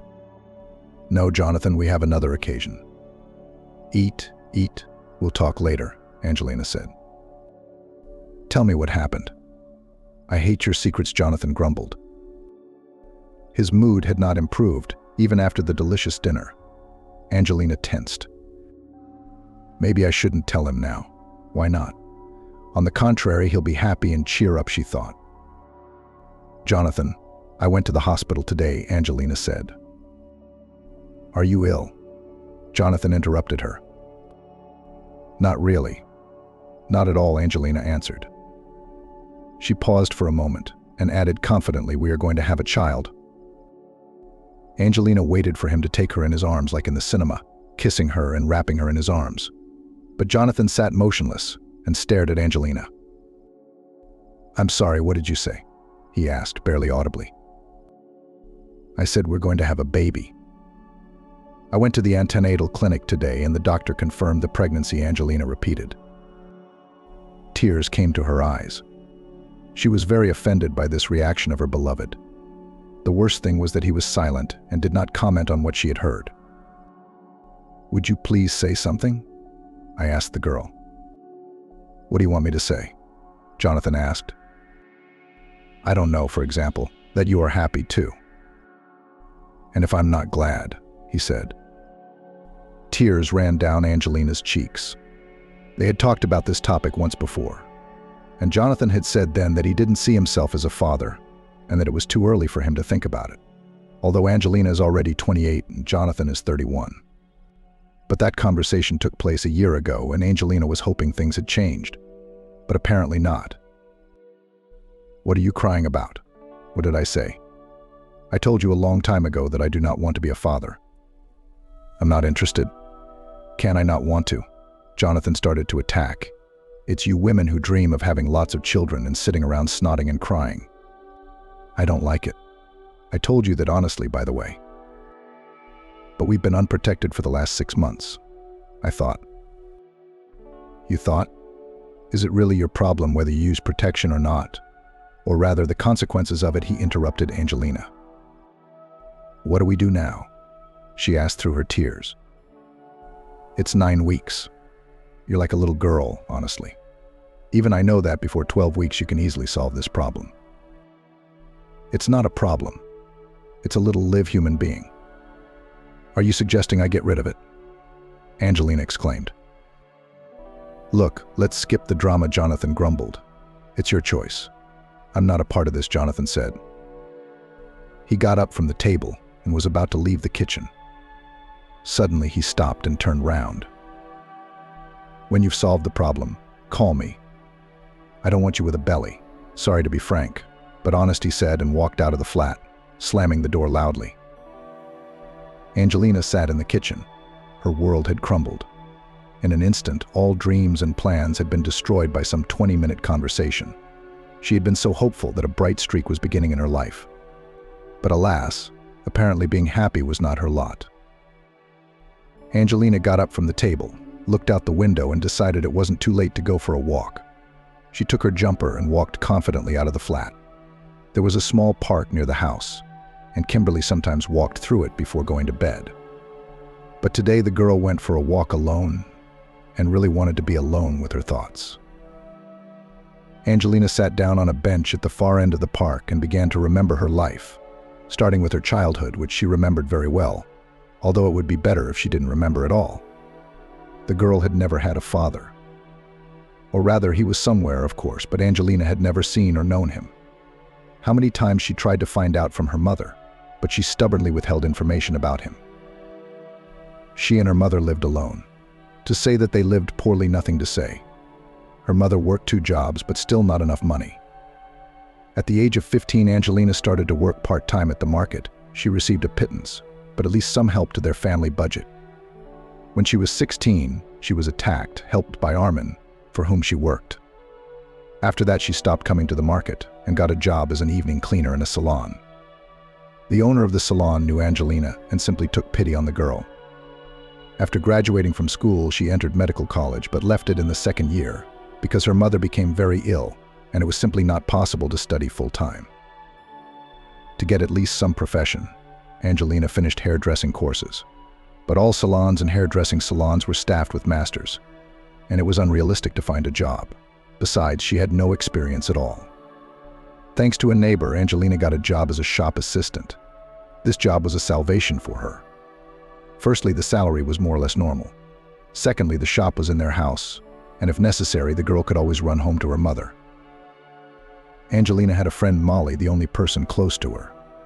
The only one, because her mother always kept Angelina at a distance. Sometimes it seemed to the girl that her mother hated her and considered her guilty of living like this. Angelina felt it, but her mother never said it directly. The friends were very different. Angelina was calm, quiet, closed off to everyone. And Molly was the complete opposite. But despite these differences, the girls had been friends since the 3rd grade. Molly was from a normal family with parents and a stable average income. Sometimes she gave her friend her things, bought some food, sweets, and even taught Angelina to drive a car when the girls were already 19. Look, anything can come in handy in life. How hard is it for you to learn how to do that? How do you know what life has in store for you? What if you marry a millionaire? He gives you a car and you can't drive. What would you do? Molly smiled. Would you make one for yourself? What millionaire? Where would he come from? Replied Angelina. Well, I don't know. It happens in the cinema. That's in the cinema. I don't believe in such things in life. It doesn't happen like that. Well, we'll see. After a while, Angelina took a course and got her driving license. Molly made her do it. 6 months later, Angelina's mom died of cancer. The girl was left all alone. Except for her friend, she had no one. Angelina changed her job and began to live in hope for the future. She got a job in a private firm and worked as a courier. She was even given a car to use. So 3 years passed. One evening, when Angelina was returning from work, she received a phone call from Molly, who asked her to visit her. It was a matter of some urgency. Okay, I'll be at your place in half an hour, Angelina agreed. Molly met her friend in a very emotional state. Oh my God, what happened? Angelina was terrified. I'm going to tell you something. You'll just fall down, she began to intrigue her friend. I wouldn't like that, Angelina smiled. Tell me what you want to know. Do you remember Thomas from the parallel class? Thomas who? Thomas Jones. I remember him in general terms. What does he look like? Of course I remember. But I never had much contact with him. What happened to him? Nothing exactly happened to him. Molly was too emotional, jumping from one thought to another. Anyway, I met him by chance recently, and he suggested that I go to Italy with him for 3 years. It's just a quick sham marriage. What do you need to arrange? Angelina was surprised. Why would you do that? And why did he suggest you? Calm down and explain. I don't understand. Oh, what don't you understand? He always had a soft spot for me at school, tried to court me, but I wasn't really attracted to him. I didn't like him, and now I've met him. He's so handsome now, he's so cute. We sat in a cafe, reminisced about school and stuff. And when he walked me home, he proposed to me. I still don't get it. Why would you do that? What does he want? Let him go to his internship. Really? It's Italy. When will I ever have a chance to live in Italy at the expense of some company he works for? They pay for everything, traveling and accommodation. What's wrong with you? It's great 3 years in a foreign, but so beautiful country at someone else's expense. And you'll just get high, Molly continued. It's like a jackpot. Well, I don't know, I wouldn't go, Angelina replied. You, of course, but I'm me. And I'm going. My parents even let me go already. Go, of course. It's your decision, your choice. Maybe I'd go, but no one would offer me that. Don't make it up. There'll be a holiday on your street. Yes, with my happiness it will be, Angelina grinned. You know, I was thinking of leaving this city. I want to try to change my life. In our city, where almost every dog knows you, it's unrealistic. Now that you're leaving, I'm definitely leaving. What am I going to do here? That's right. Why not give it a try? How will you sell the flat? I won't sell it yet. I don't know what the situation will be. At least I'll have a place to come back to if anything happens. It's all familiar and native here, and every dog knows it, Molly continued. And the friends laughed. 2 weeks after this conversation, Molly flew to Italy, and Angelina packed her things for departure to the regional center. There were more people and opportunities there. Arriving in the big city, the girl was very confused. She was not ready for so many people and competition in her work. In addition, she had not thought about where to stay for the night. After walking around the city, she found a small hotel. Thankfully, she had saved up some money over the past few years. And for the first time, she had it. She rented a room for a day and decided to start looking for a flat or a room in the morning, and then a job. In the morning, she called several advertisements and, having realized that it would be expensive to rent a flat, started looking for a room. Finding a good room with a female neighbor proved to be problematic. Either there were adverts of girl students who, of course, have a stormy personal life and parties, or grandfathers. Angelina walked through the city and didn't know what to do. She sat down on a bench and cried. She felt so sorry for herself. What kind of life do I have? Angelina thought. I don't even have anyone to turn to for advice. Suddenly, someone touched her shoulder. Baby, why are you crying? Who hurt you? Angelina heard a pleasant female voice. She looked up and saw a nice grandmother of about 75 years old, no more. For some reason, the grandmother aroused Angelina's trust, and she told her problems without a second thought. Wow, what happiness, exclaimed the grandmother. I'm looking for a roommate, a lodger. I don't want to take students there too noisy. But someone like you, calm and kind, I'd love to have you as my neighbor. I have a big 3-room flat. There's plenty of room for everyone, but I have another tenant. I don't know how you feel about him. Angelina tensed up. She didn't want a man living in the flat. Is he related to you? More than that. This is my cat, Sam. Granny smiled. We've lived together for 9 years, and my name is Kimberly. So will you come and live with me? Of course I will, Angelina said happily. Well, what's your name? Oh, my name is Angelina. What kind of name is unusual for you? No, it's a normal name, Angelina. I just haven't liked it since I was a kid. I came up with a shortened form of it that works for me. I see. I had a friend named Angela, and she used to tell everyone she was Ange. All right, give me a piece of paper and a pen. I'll write down my address. Pick up your stuff from the hotel and come home tonight. The words "come home tonight" made Angelina feel suddenly warm and peaceful. It felt as if it was her own grandmother, with whom she had quarreled, but now she had made up, and her grandmother was waiting for her at home. Angelina had never had a grandmother of her own. She died before her granddaughter was born. And her grandfather, her mum's father, died when she was 2 years old, and she hardly remembered him, only from photographs. After picking up her things from the hotel, Angelina hailed a taxi and drove to the address. Kimberly greeted Angelina like a dear guest. She set the table, baked a cake, prepared the room, and laid out new bed linen. For some reason, Angelina really felt at home. She felt very comfortable and warm in this strange flat with a complete stranger. She did not feel so calm and good even at home, in the company of her own mother, and Angelina stayed with Grandma Kimberly for many years. Angelina's memory was interrupted by her grandmother's familiar voice. Baby, I need to remind you that I have blood pressure. I can't be so worried. Where did you run off to so suddenly? What happened? Angelina looked at Kimberly. The look of a dog that's been punished and kicked out into the street.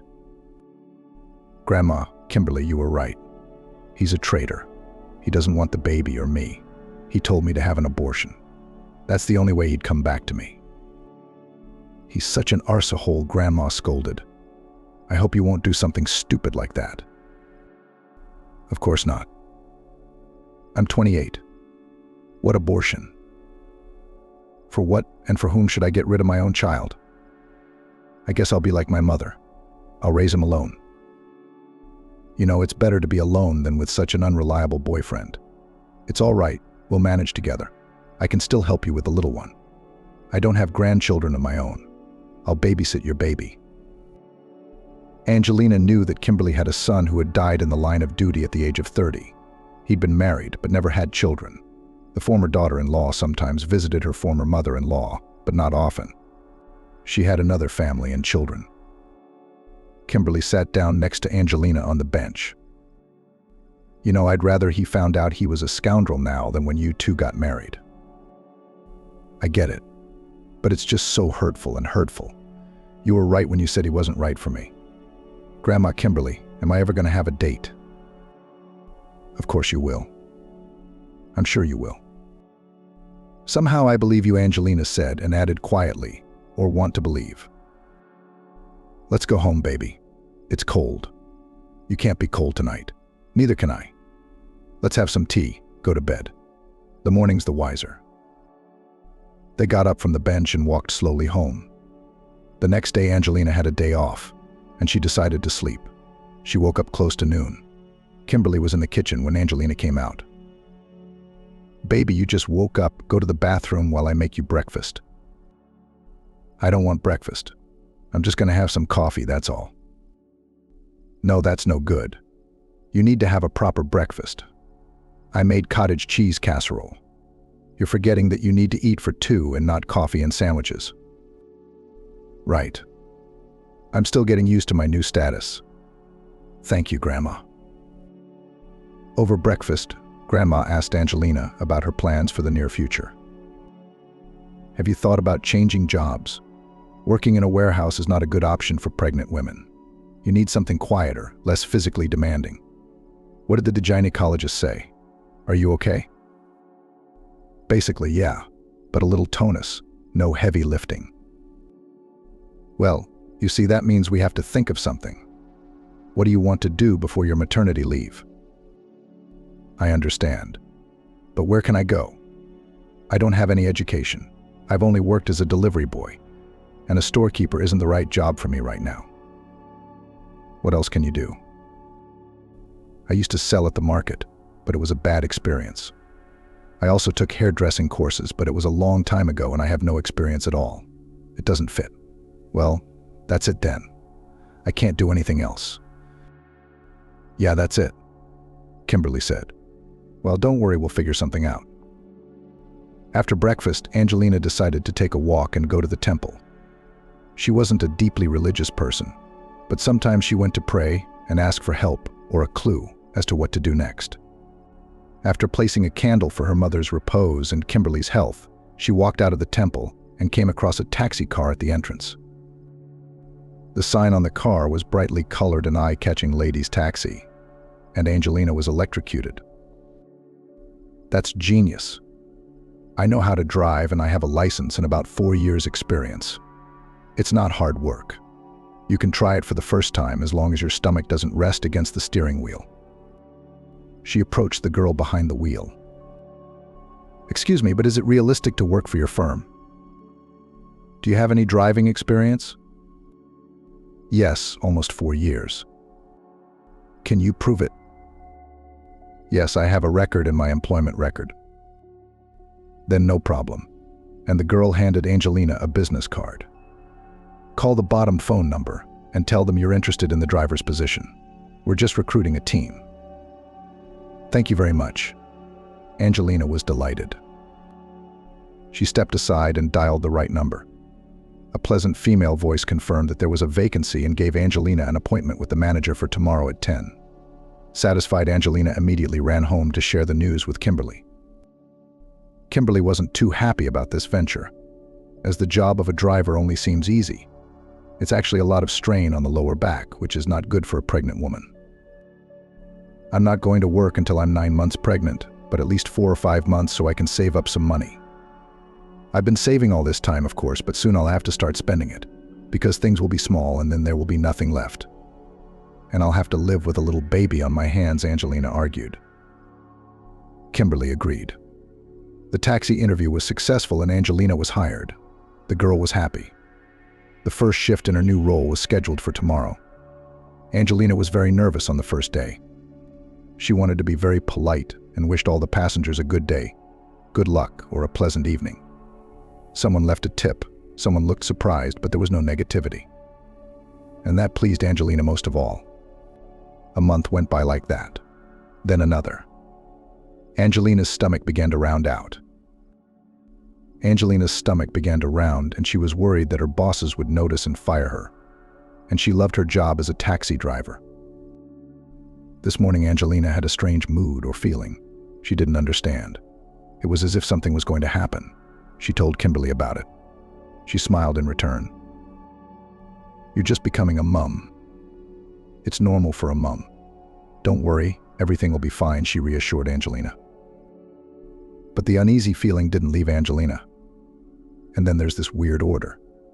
They gave me to pick up a client from one address and take him to a distant neighborhood where taxi drivers didn't like to go because it was considered to be dysfunctional and criminal. Maybe it's this order that's giving me this feeling. Angelina worried as she drove up to the address. A woman approached the car and opened the front door. Angelina didn't like it when passengers sat next to her. She was a little uncomfortable, but the girl could not say anything. The customer was always right. The woman looked quite strange. A long dress, a hoodie of some strange color, strange bracelets on her hands and beads on her neck. Lots of rings on her fingers. She looked a bit like a gypsy, but it was clearly not a representative of this ethnic group. "Good afternoon." The woman said hello. Her voice was incredibly pleasant and even mesmerizing, and her gaze was heavy and penetrating. "Hello, please sit down and fasten your seatbelt," Angelina said politely. The woman obediently fastened her seatbelt. "Aren't you afraid to drive like that?" The passenger suddenly asked. "It's not the best job in your condition." "In what position?" Angelina pretended not to understand. "You think you can fool me?" The woman smiled. "No, I just don't really know what you're talking about." Angelina stood her ground. "Well, why are we ashamed of our name? Do you think it's worse than the others?" That's where Angelina was really surprised. She did not believe in psychics, fortune tellers, and other miracle people. But you can't just randomly come up with something like that. "I wonder what else she can say," she thought. And then she heard it. "Jonathan, your Jonathan is no match for you. Good thing he left. You should have listened when Camila told you he was no good for you," the woman said. Angelina even jerked the steering wheel. She slowed down a little out of surprise and looked at her passenger with great interest. "You still don't believe me?" With a little squint, but with a smile, asked the woman. "It's impossible not to believe. How do you know all this?" "I see a lot." "What else do you see?" Angelina lit up. And although she did not believe in predictions, but at this moment she wanted to hear something good about her future. "What do you want to know?" "I don't know. Like, will I ever have a normal man? Am I carrying a baby, and will I have more children?" "Wow. How many things do you want?" The good thing is that all your questions can be answered in one word. Yes. I won't go into detail. All women are curious to a greater or lesser extent. No, why not? Because life won't be interesting. You're weird. Usually fortune tellers predict with details, but you're so cryptic. "I'm not a fortune teller. I'm a witch," the woman said seriously, calmly. Angelina hit the brakes in surprise. "I'm sorry, who? Did you say?" The passenger's calmness was astonishing. She spoke as if she were answering a question about which traffic light was the right one to drive through. "I'm sorry I slowed down. I just didn't expect to hear that." "What did I say to surprise you?" A witch is someone who knows. I mean, she knows a lot, not Baba Yaga. But people think of witches differently. It's a mistake. "What's your name?" Angelina asked for some reason. "Sharon." "I'm Angelina," the passenger finished for the girl. "Excuse me, can I ask you a question?" "Sure." "Aren't you scared to live like this?" "I used to be scared, but that was a long time ago, in a previous life. But now I can't live any other way. It wouldn't be interesting. I don't think I could carry that kind of weight." "Do you think God doesn't give us things we can't bear or handle?" Sharon asked. "Are you a believer?" Angelina asked in a daze. "If there is no God, demons dwell in him. And I don't make friends with those things." Angelina looked at the passenger again, but now with different eyes. Sharon was very interesting and pleasant to talk to, and she was even upset that they had only a couple of minutes to go. They drove into the street of the private sector. The atmosphere around them was really unfavorable. "Do you live here?" Angelina asked Sharon. "No, there's a nice man who lives here who is in trouble and needs help. So maybe I should wait for you." No, that's okay. Stop by that abandoned house over there, Sharon asked. Angelina stopped. How much do I owe you? It's nothing. It's been a pleasure just chatting with you. Do you have a pen and a piece of paper? Sharon suddenly asked. Yes, right away Angelina opened the glove compartment, took out a notebook and a pen and handed it to the witch. She wrote something down. Then she tore out the sheet and folded it several times. Read it when you get home. A promise not to open it before time is good. Well, be happy and take care of yourself. The wish sounded meaningful, but not threatening. Thank you, too. Have a good day. Sharon closed the door and disappeared into the darkness of the abandoned house. Angelina barely made it to work for the rest of the day and ran home impatiently. Curiosity was tearing the girl up inside.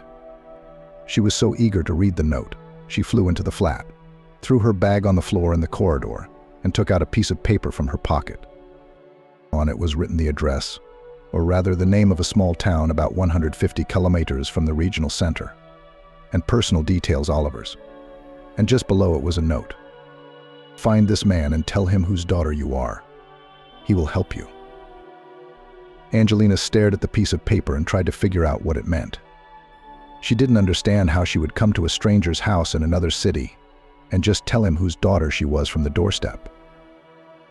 It looked strange and stupid, and the girl decided to seek wise advice from her grandmother. She recounted today's meeting with Sharon, what they had talked about, and the note. Kimberly listened to Angelina with great surprise. How interesting.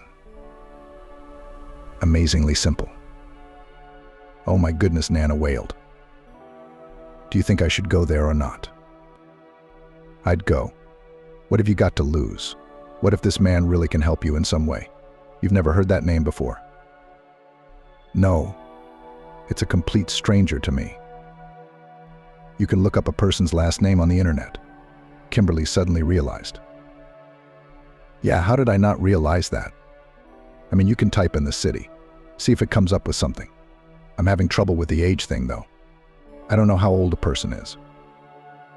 Angelina took the laptop, opened the search engine and typed in the city, surname, first name, and patronymic. She was immediately stunned. There was only one person in this town with that information, Kimberly's grandmother. Look who it was. She unfolded the laptop and showed her grandmother a picture of Oliver with his job title. He was the mayor of this very town. What a twist. Kimberly stretched out in surprise. How are you going to get to him? That's a good question. But why? Well, that's a problem. That's a problem. Do you want me to come with you?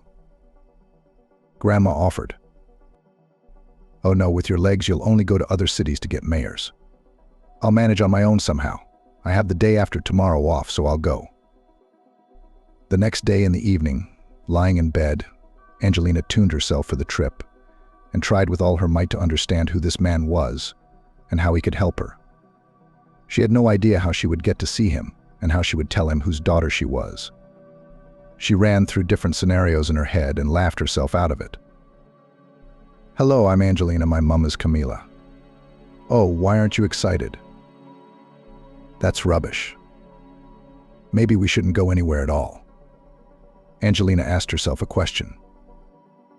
I think this Oliver is living just fine without this stunning news. Whose daughter? Why does he even need this valuable information?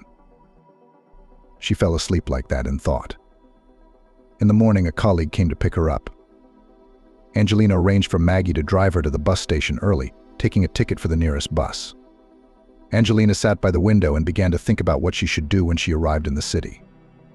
She had two options: go to City Hall and wait for him there, hoping he would leave the building during the day, or find his home address on the internet and wait outside his house.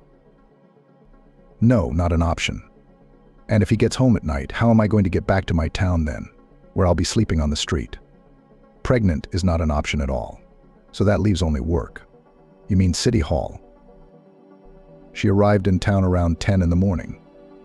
The weather was fine, a light breeze was blowing, the sun was shining, but it wasn't hot. Angelina strolled quietly through the park near the City Hall. Suddenly she saw a girl who was heading towards the city hall. She was dressed in a business suit and shoes with a huge stiletto heel. Angelina didn't understand what attracted her to this girl, but she stared at her intently. And then the unexpected happened. The girl twisted her foot, tripped, and fell. Angelina ran to her aid. "Should I call an ambulance?" "Are you all right?" Angelina asked. "I think I twisted my ankle," she said, almost crying. "My mom told me not to wear such stilettos." "Let me call an ambulance," Angelina insisted. "No, I really don't need one. Can you help me waddle to the office? I work at the town hall." Sure, Angelina was glad to be able to get inside the building. They walked slowly to the entrance. The guard, seeing the girl, also offered to call an ambulance, but Chloe, as the name of the fallen, flatly refused. They went up to the first floor and approached the mayor's reception area. "We're here." "Thank you so much," Chloe thanked her savior. "How can I thank you? Maybe coffee or tea?" And Angelina realized that this was her chance. "No, thank you. No coffee or tea. But I really need some help. I really need to get a few minutes with Oliver. I'm traveling from out of town to give him some important information. But he's a complicated man. He's a difficult man to get to. Can you help me?" Angelina folded her hands in a prayer gesture and made pleading eyes. "No problem," somehow too quickly agreed Chloe. "Why does he accept everyone?" "You don't know. Our mayor is a unique leader.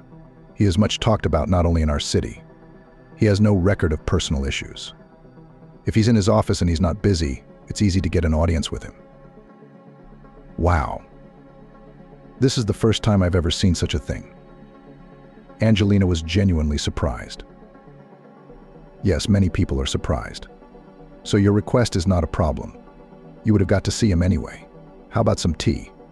Especially since Oliver's not here yet. All right. Fine.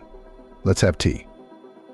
Angelina, after waiting for the mayor for about 40 minutes, they were already drinking their second cup of tea when the door to the reception room opened and a very stately and solid man of about 50 entered.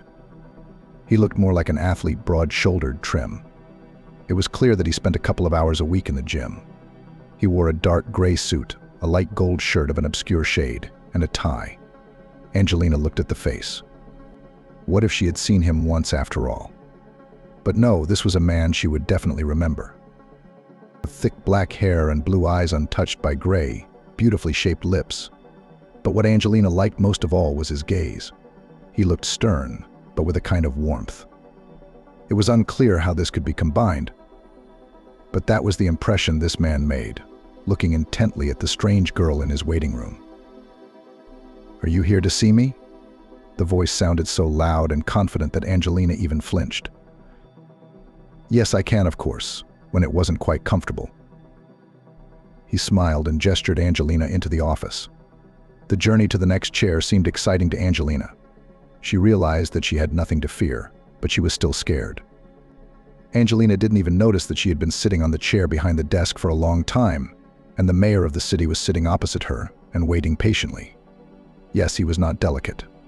He obviously saw the girl's excitement and did not want to prevent her from tuning in. But he couldn't wait indefinitely for her determination either. "I'm sorry, but I have a lot to do. You could get to the point more quickly. Do you need my help?" "Go ahead, I'll write it down," Oliver said. "I'm sorry to interrupt you, and please don't be surprised. I don't understand much of what's going on, but I was told to find you and give you some information."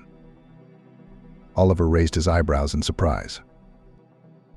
"I'm not sure what you're talking about. Who told you to do that? What kind of information are you supposed to give me?" Angelina thought about it for a moment and decided to be honest about what really happened.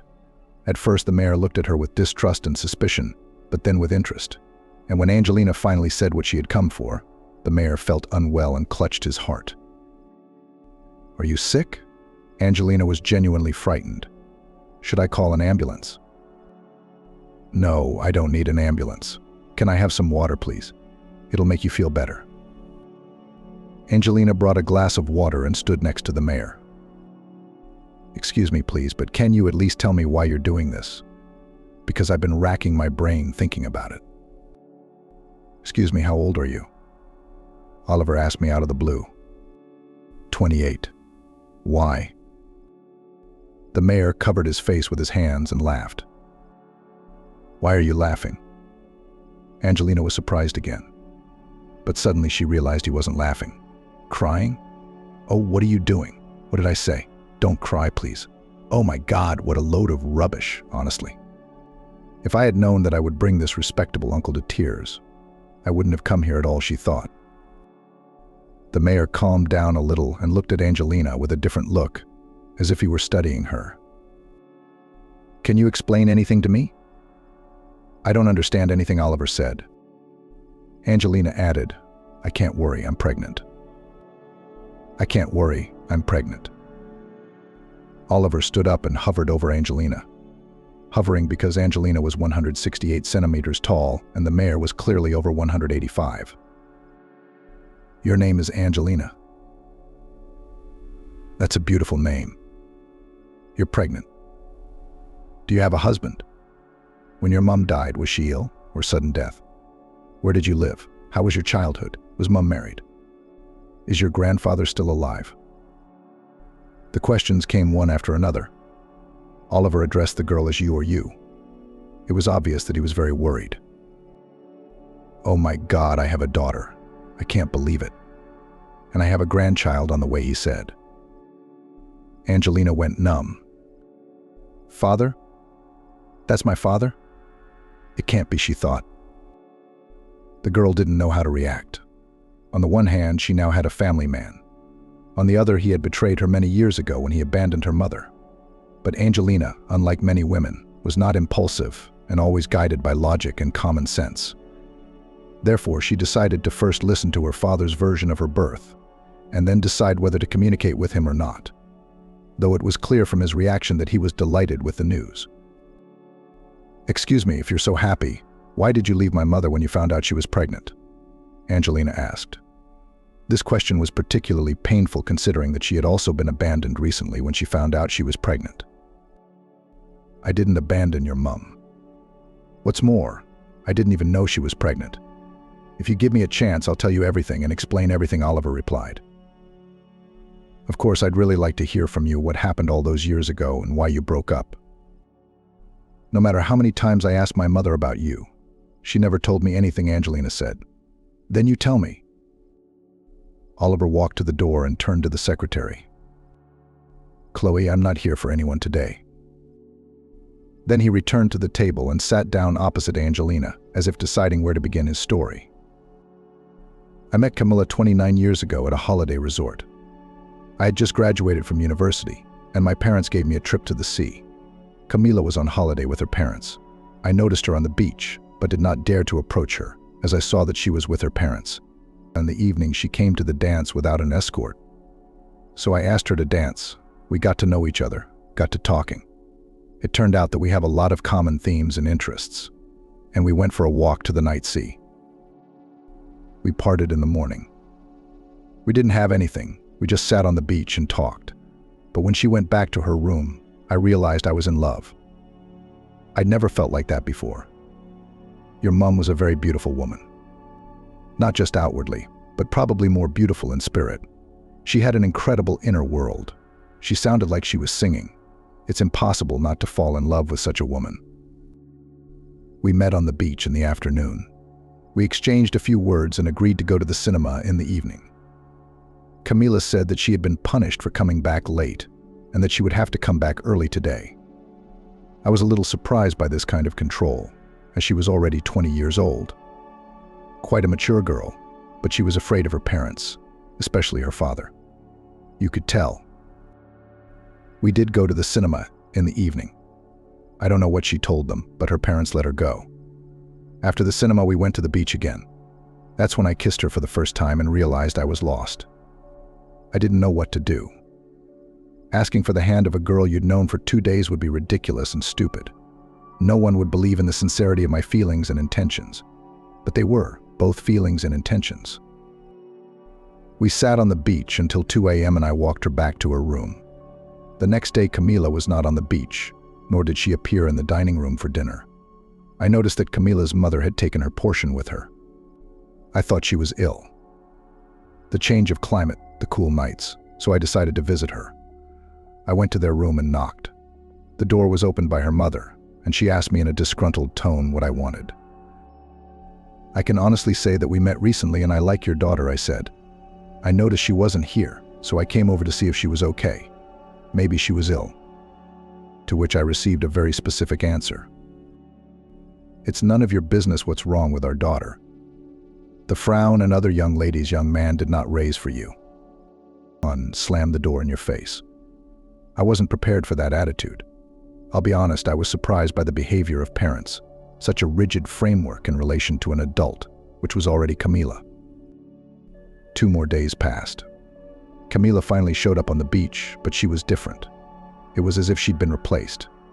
Even the sparkle in her eyes was gone. I had to talk to her. I got a boy about 9 years old to carefully hand her a note that said, "I'll be waiting for you tonight." Camila arrived almost an hour late, but I would wait until morning. To be honest, I was really looking forward to this conversation and wanted to find out what was going on. "Oliver, I can't explain everything to you because it's hard for a normal person to understand," she began. "And you and I can never be together." "Why don't you like me?" I asked Camila. "I like you. I like you a lot. But my father doesn't like you. He doesn't like you very much. And I would never go against my father's wishes." Oh my God, what is this medieval stuff? I wondered. "Do you really let me decide for you who you should live with and marry?" "I don't want to, and I won't discuss it with you," Camila cut her off. "I'm sorry, but I really can never be with you," Camila said, crying. I could see that she was crying from resentment and despair, from this wild injustice and stupidity. I put my arm round her shoulders, and suddenly she turned her head and kissed me on the lips, really, and with such desire that I couldn't resist. And it happened. It was the first and only time. I never saw her again. In the morning, when I got to the beach, they were gone. Then I found out they'd left at dawn. Apparently as soon as Camila got back to her room, because we didn't break up until the morning. That was the story Oliver sighed. I wanted to find her. I knew her last name and the city she came from, but I didn't dare. A year or so later, I happened to be in that town, and I even found her address and went to see her. But my father opened the door and just threw me down the stairs, said he'd kill me next time. Angelina listened with bated breath. That her grandfather was strict and tough, she knew, and from her mother's words, but to be so. But that her mother had broken, that was obvious. Knowing the whole story now, Angelina understood why her mother had become so callous and rude. She felt sorry for her. But why did she do that to me, then Angelina wondered. Why, on the contrary, did she keep me away from her and behave to me as her parents did to her? She must have understood, as no one else could, how hurt and offended I was. But apparently the pressure that she has experienced all her life squeezed out of her all the good that still remained in her soul in her youth. "Are you married?" Angelina asked Oliver. "No," he answered. "I've been going through this love for a long time, trying to forget Camila. Then I went out with other girls, but it wasn't the same. Emptiness in my soul. I'm so used to being alone that I don't care anymore.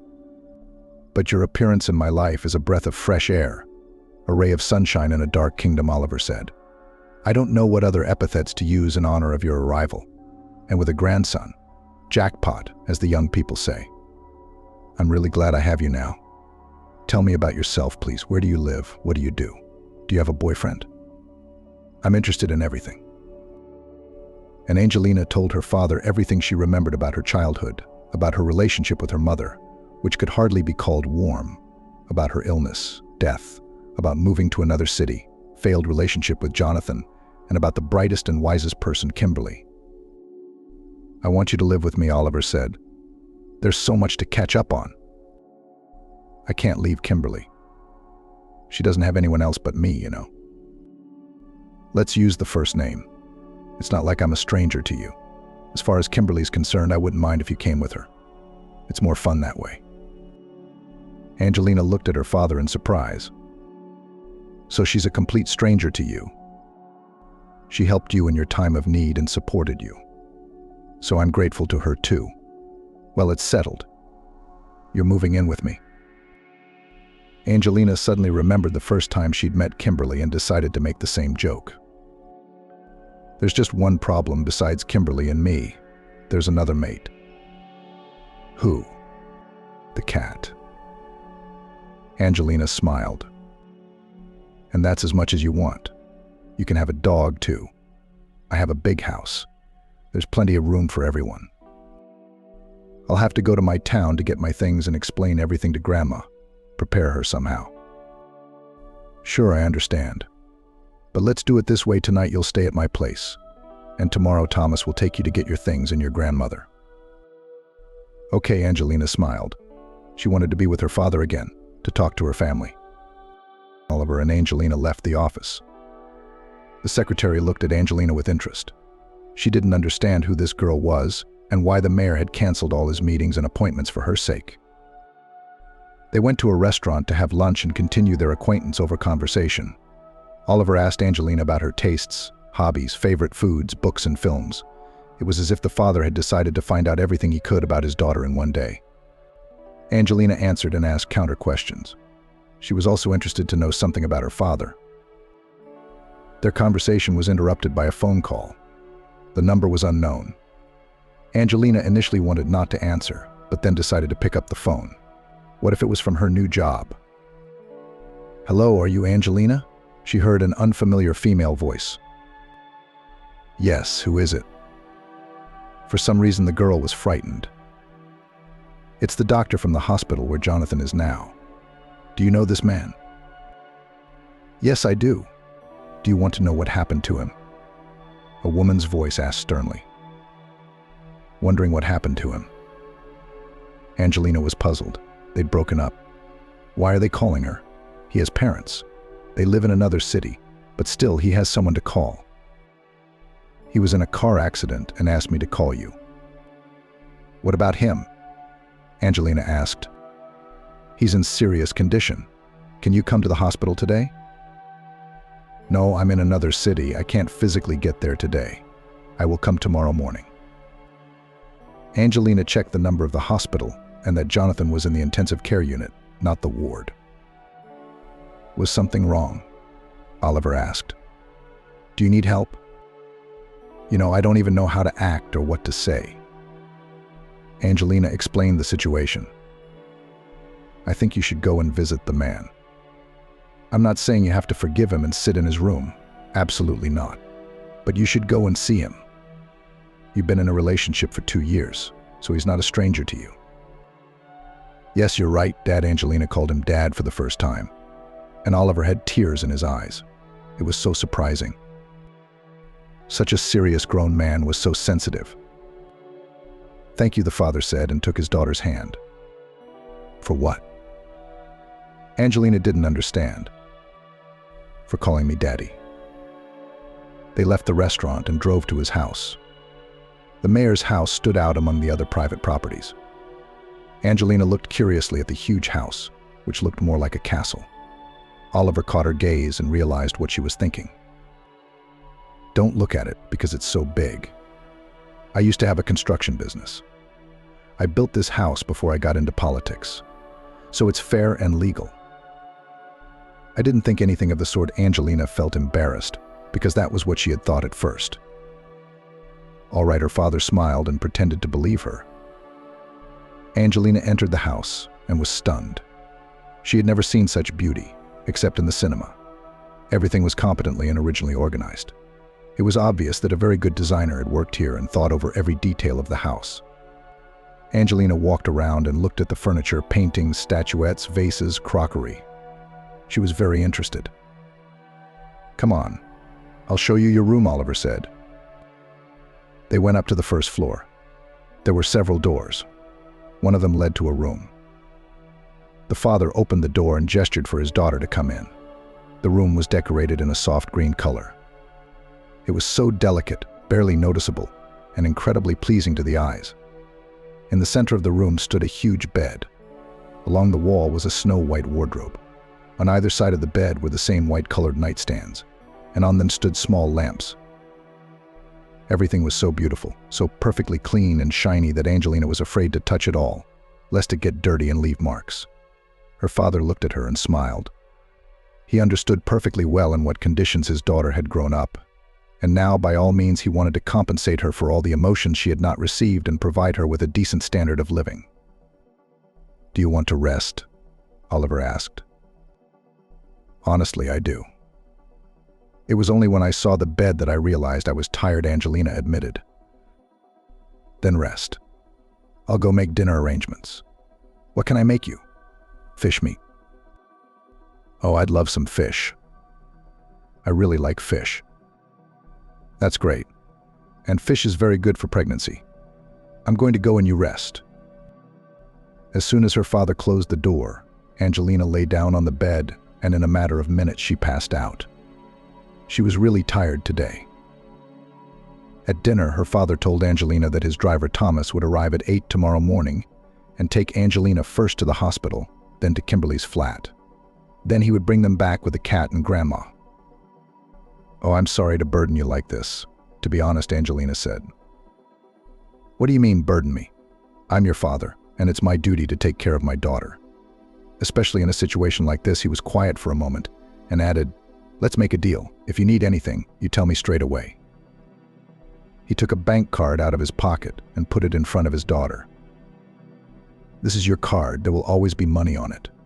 And don't you dare argue, it's useless. The PIN code is your mom's date and month of birth." "I've got the money." "Thanks, Dad. No need," Angelina tried to refuse. "That's my girl. You don't think I'm going to let you work in your condition. And girls always need money for stuff. Also, take only your most precious and essentials, and we'll buy everything else here. Kimberly, too." "Thank you. But I think I'm a darling." "I think you think, and I think we've agreed it's useless to argue with me. I suggest we take a walk before we go to bed and get some rest. You have a busy day tomorrow. You need a good night's sleep." They walked round the garden, walked down the avenue, sat on a bench for a while, and returned to the house. Angelina said goodnight to her father and went up to her room. Before she went to take a shower, she dialed Kimberly. "Baby, how are you doing in there? How is your father taking you?" Angelina had already called Kimberly in the afternoon and told her about her parents' wonderful find, which Kimberly was glad about. "It's fine, Grandma. I have 2 pieces of news for you." "The good news and the bad news?" Grandma asked and smiled. "No, both good. You just don't worry. Okay?" Angelina asked. So to begin with, it's usually after you say that you have to worry. Dad wants me to come and live with him. That's really good news and absolutely the right decision. You should live with your dad. What's the other news?" "Grandma, Kimberly, I really want you to come with me. Please, please, please, please. Daddy personally invites you to come live with us. He doesn't want to leave you alone." There was silence on the phone. Angelina was afraid for Grandma and shouted, "Grandma, are you all right?" "Yes," Kimberly answered through her tears. It was only now that Angelina realized she was crying. "Why are you crying? Why are you crying? I'm not leaving you. On the contrary, I want you to come with me." "You're coming." "Okay." "Thank you, baby. But I don't think it's a good idea. I'm a stranger to you, especially to your father. Why would you want me as a burden?" "Oh, how can you say that? What burden? You're very much my own person. You practically saved me. I can't leave you. Then I'm not going either." "Okay. I'll think about it till tomorrow. You're coming tomorrow, right?" "Yes, I'll come to see you." The hospital called. "Jonathan had an accident and gave the doctors my number for some reason. I'll have to pop round to the hospital and see what's going on. And then I'll come straight to your place to pack." "Okay, baby. Well, good night, and I'll see you tomorrow." "Good night." Shh. Angelina showered, went to bed, and fell asleep with a happy smile on her face.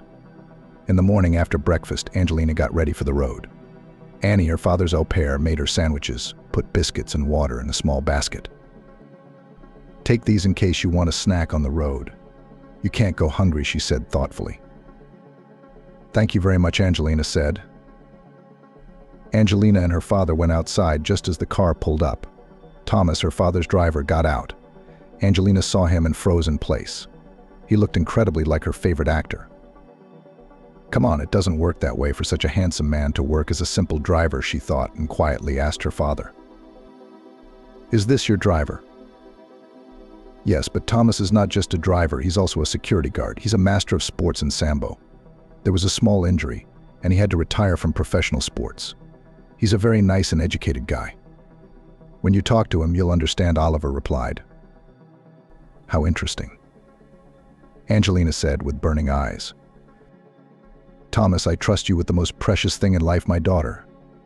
Keep an eye on her, you answer with your head, Oliver said in a serious tone. You have a daughter? That's the first I've heard of it, Thomas said in surprise.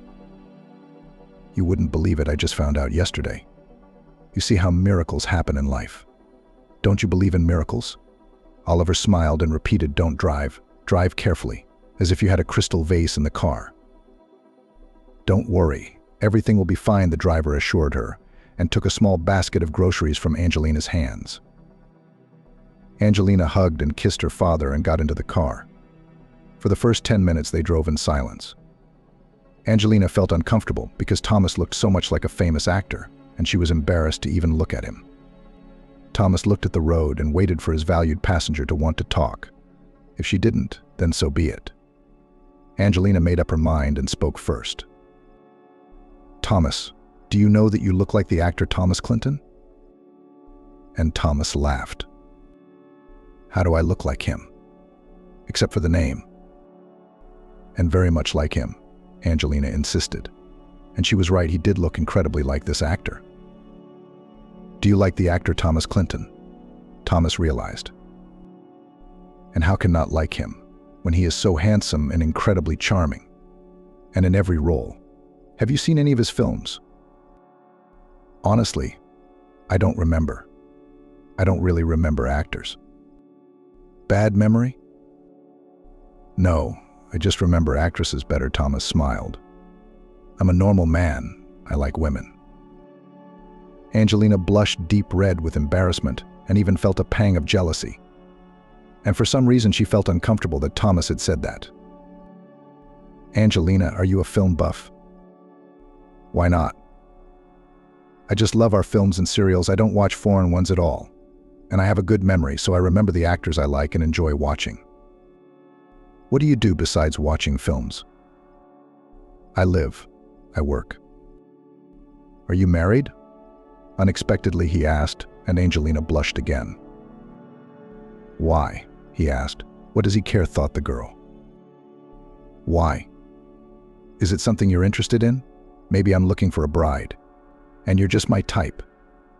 I like smart, interesting and terribly modest girls who, when you ask them something, they immediately blush from head to toe. Angelina blushed even more and turned away to the window. Really, she asked, embarrassed, continuing to stare out the window. Excuse me, who are you talking to over there? And they both laughed. If you're asking seriously, I'm no match for you, Angelina replied sadly.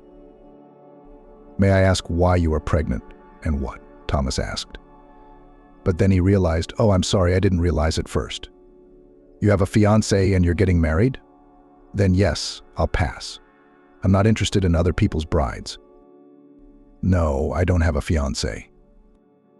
Then why don't you suit me? Because I'm pregnant with another man's child, Angelina said reasonably. And you don't think your child needs a father? I suppose I do. But not every man will agree to raise another man's child. I agree, not every man would. But I'm not everyone. I'm unique.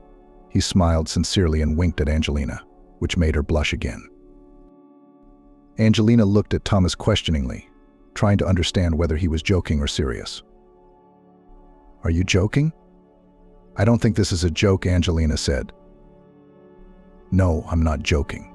You're an incredible girl, I can tell. And you have a special energy that affects me. I've never felt this kind of emotion before. "How old are you, Thomas?" Angelina asked. "Does it matter?" "Yes. I'm 34. 34, Angelina was surprised. For some reason, she had thought he was no more than 25, not badly preserved. Yes, Thomas joked again. Angelina liked his sense of humor very much. It was peculiar, of course, but subtle and original. Rather the opposite, too good. "I thought you were no more than 25, the girl said honestly. "Come on, really?" "Yeah, it's great. It's probably because of my resemblance to Konstantinov," Thomas joked again. And they both laughed. Angelina didn't notice how they arrived in the city. She enjoyed talking to Thomas so much that she didn't want to part. She gave him the address of the hospital and told him to stop by there first. As Angelina got out of the car, she suddenly yelped and clutched her stomach. "What's wrong? Are you ill?" Thomas was frightened. "There's no doctor." "I think the baby moved," Angelina smiled. "It's the first time." "Yes? Can you imagine how good it feels? You can see what an important moment I'm witnessing. And you say the baby is a stranger." "Can I touch it?" he asked, and without waiting for an answer, reached out his hand to Angelina's belly. "Yes," Angelina said, and was embarrassed again. But the baby was quiet and Thomas didn't feel anything. "Don't be upset. The first time is always like this, I've read. The bigger the belly gets, the more often and better it will feel." "You have given me hope now," Thomas smiled. Angelina smiled back, but said nothing. She really liked Thomas, but the possibility of them being together seemed very remote. "I won't be long. Please wait for me in the car," Angelina asked and walked towards the hospital. She easily found the intensive care unit and learnt that Jonathan had been transferred to the ICU. "Can I visit him?" she asked the doctor. "Yes, you can. I'll take you there." Angelina entered the room, which was empty except for Jonathan. He was lying against the wall and staring at the ceiling, but when he saw Angelina, he became animated and even happy. He had fractures in his arm and leg on his right side. There was a large abrasion and bruise on his face. "Hey, Jonathan, what happened?" Angelina asked and sat down next to him on a chair. "Hello, darling. It's so good to see you," Jonathan said almost sincerely. "Don't ask me what happened. We were in such a mess with Andrew." "Is he alive?" "He's alive, but he's worse than I am. He's got a problem with his spine." "That's too bad. I'm sorry, what about you?" "Fractured arm, leg, and some other problem with my foot. We need to operate right away." "I see. How are you doing? How are you doing without me?" "I'm fine. I live. I work." "Do you miss me?" Jonathan asked hopefully. "Not anymore. I'm used to it. Or rather, I'm used to you. You hurt me too much." "I'm sorry, please." Angelina wondered, did he really want them to be together again, and was he ready to raise a child with her? Maybe the accident had changed his outlook, and now he would ask her to marry him. But the reality turned out to be completely different, and what Angelina later heard shocked her. "I'm sorry to you, of course, but you haven't exactly been fair to me either. I told you I didn't want kids, and now, surprise, surprise, I'm pregnant. How am I supposed to react?" "I don't understand. Are you apologizing or blaming me?" Angelina clarified. "Apologizing in a very peculiar way, I must say. I need your help, obviously. I need money urgently, and a lot of it I have to have an operation. My parents don't have that kind of money. And I just bought a car." "I don't have any money either," Jonathan said. "I don't have any either. Don't you know that? You have a flat and you can sell it." Angelina hadn't expected such insolence. "I'm sorry, I have to sell my flat and pay for your operation. Did I get that right?" she wondered. "Yes, we are not strangers, and we should help each other in a difficult situation. And I have a very difficult situation, and I have no one else to turn to." "Don't you think that's a bit much?" "No, I don't. Did you have an abortion?" No, of course not. Okay, so you're carrying my baby, and in order for it to be yours, you have to pay me as a donor because you fraudulently obtained my material. I didn't give my consent. You owe me a favor. Angelina was numb. She was prepared to hear anything, but something like this. She was so dumbfounded that she didn't know what to say. After recovering a little from the shock, she asked, "Tell me, did you hit your head in the accident? Did you have a neurologist look at it?" "No, there's nothing wrong with my head." That's a very controversial conclusion because you're sick. Not a penny, you hear me? Not a penny you're getting from me. I thought you really wanted to apologize and raise our child with me. I was even prepared to ask my father for help.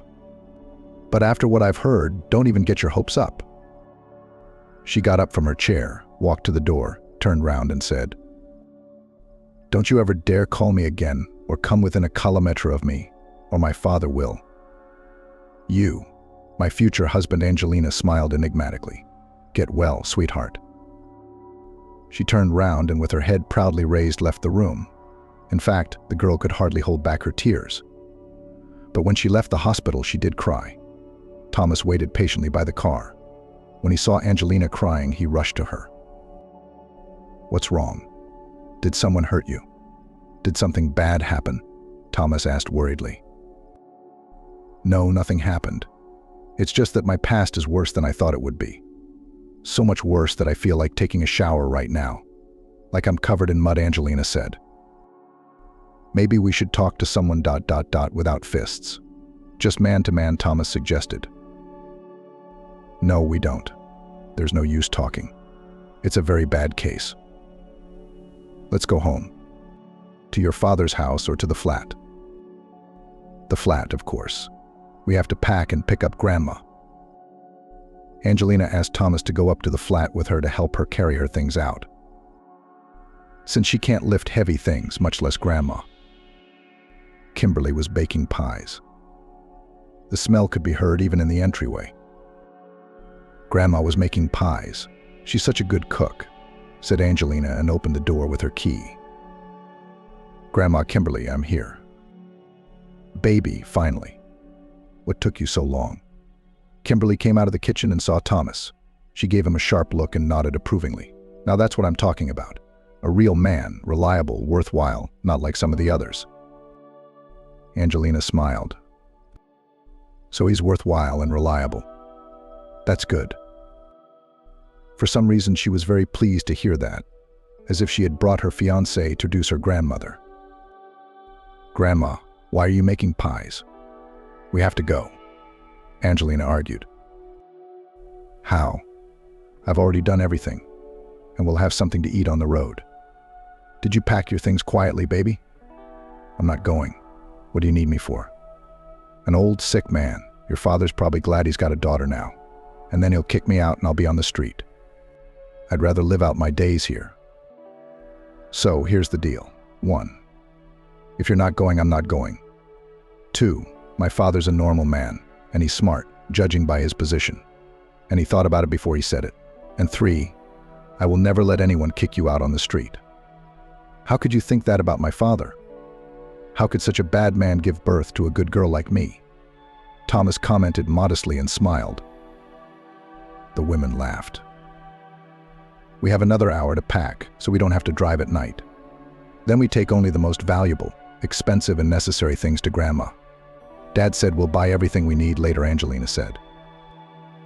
"I'm so embarrassed, so uncomfortable," Kimberly wailed as she gathered her things. An hour later, they were ready to leave.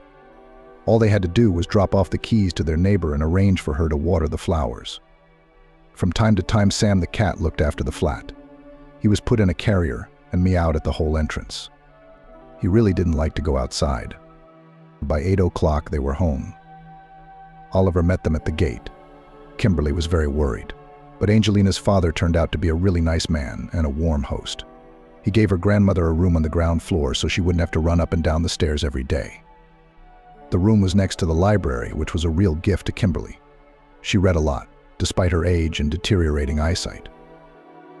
Sam the cat was let out in the middle of the living room and proudly walked around his new domain. Oliver wanted to let Thomas go home, but Angelina insisted he stay with them for dinner. "Daddy, can I have a word with you?" She turned to her father. Sure, they stepped aside and Angelina asked, "Say, and if suddenly I want to marry, you will not object?" "Did the baby's father come to his senses and propose to you?" "No, but you've been to see him. Maybe you need some help. Should I get involved?" "Angelina, I realize you've broken up, but you have to stay human and help even your exes in difficult situations." Angelina looked at her father, wondering whether to tell him what Jonathan had said, but after thinking about it, she decided to tell him. Oliver was angry at first, then laughed. God, how impoverished the male species had become. What kind of a man would have to be to think of such a thing? What a nightmare. "Yeah, Dad, I'm shocked too." "So wait, then who are you going to marry? Or is there something else I don't know?" Oliver asked. "You remember the story of how you and Mum met, don't you? I think I'm in a similar situation. I just feel like he's my man." And he said he was looking for someone like me. It's amazing how history has a way of repeating itself. "Are you sure he's a good man?" Dad asked. "Will you introduce us before the wedding?" "Dad, don't you worry." Angelina paused for a moment, took a breath of air in her chest and blurted out, "It's Thomas." Oliver looked at his daughter in surprise, then looked at his driver, who was stroking Sam's cat and talking to Kimberly. Then he turned to Angelina again.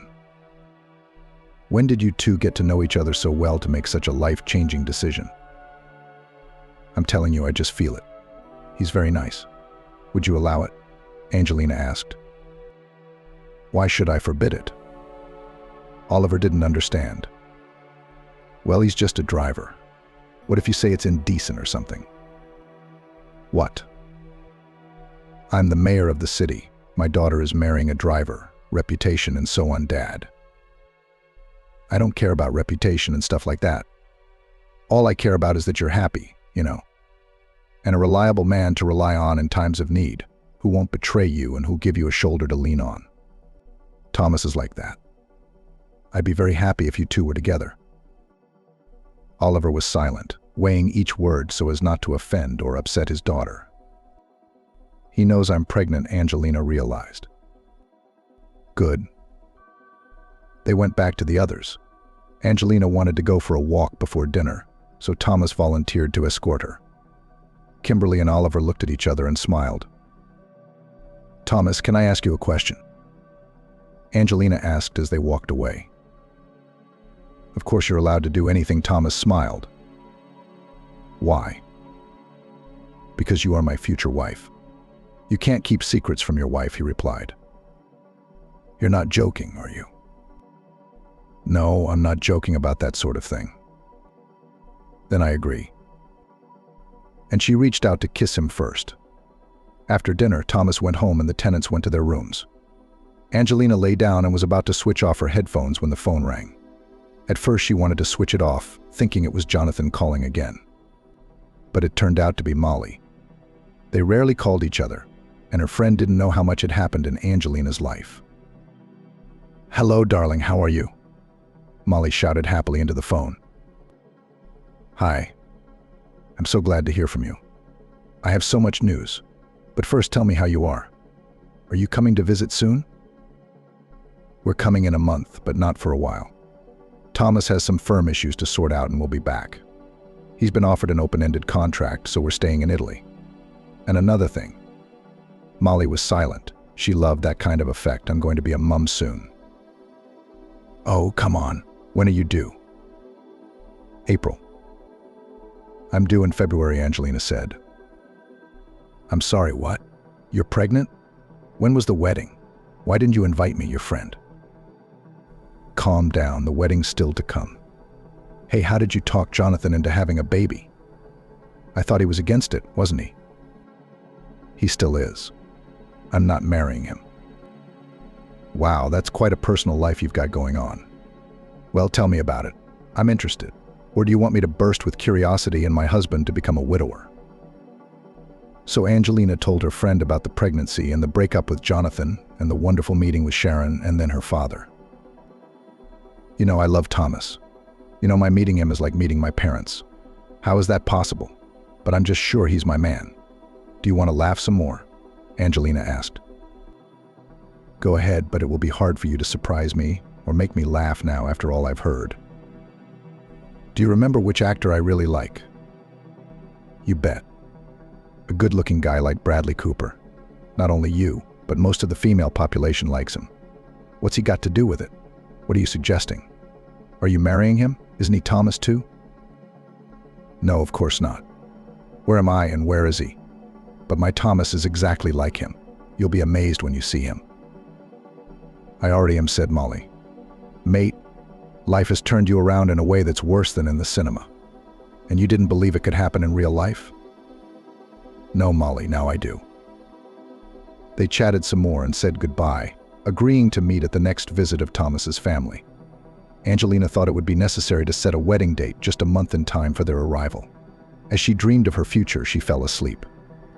A wedding, the birth of her son Andrew, and a happy married life with her beloved husband in her own father's home, and under the wise protection of her grandmother Kimberly lay ahead of her.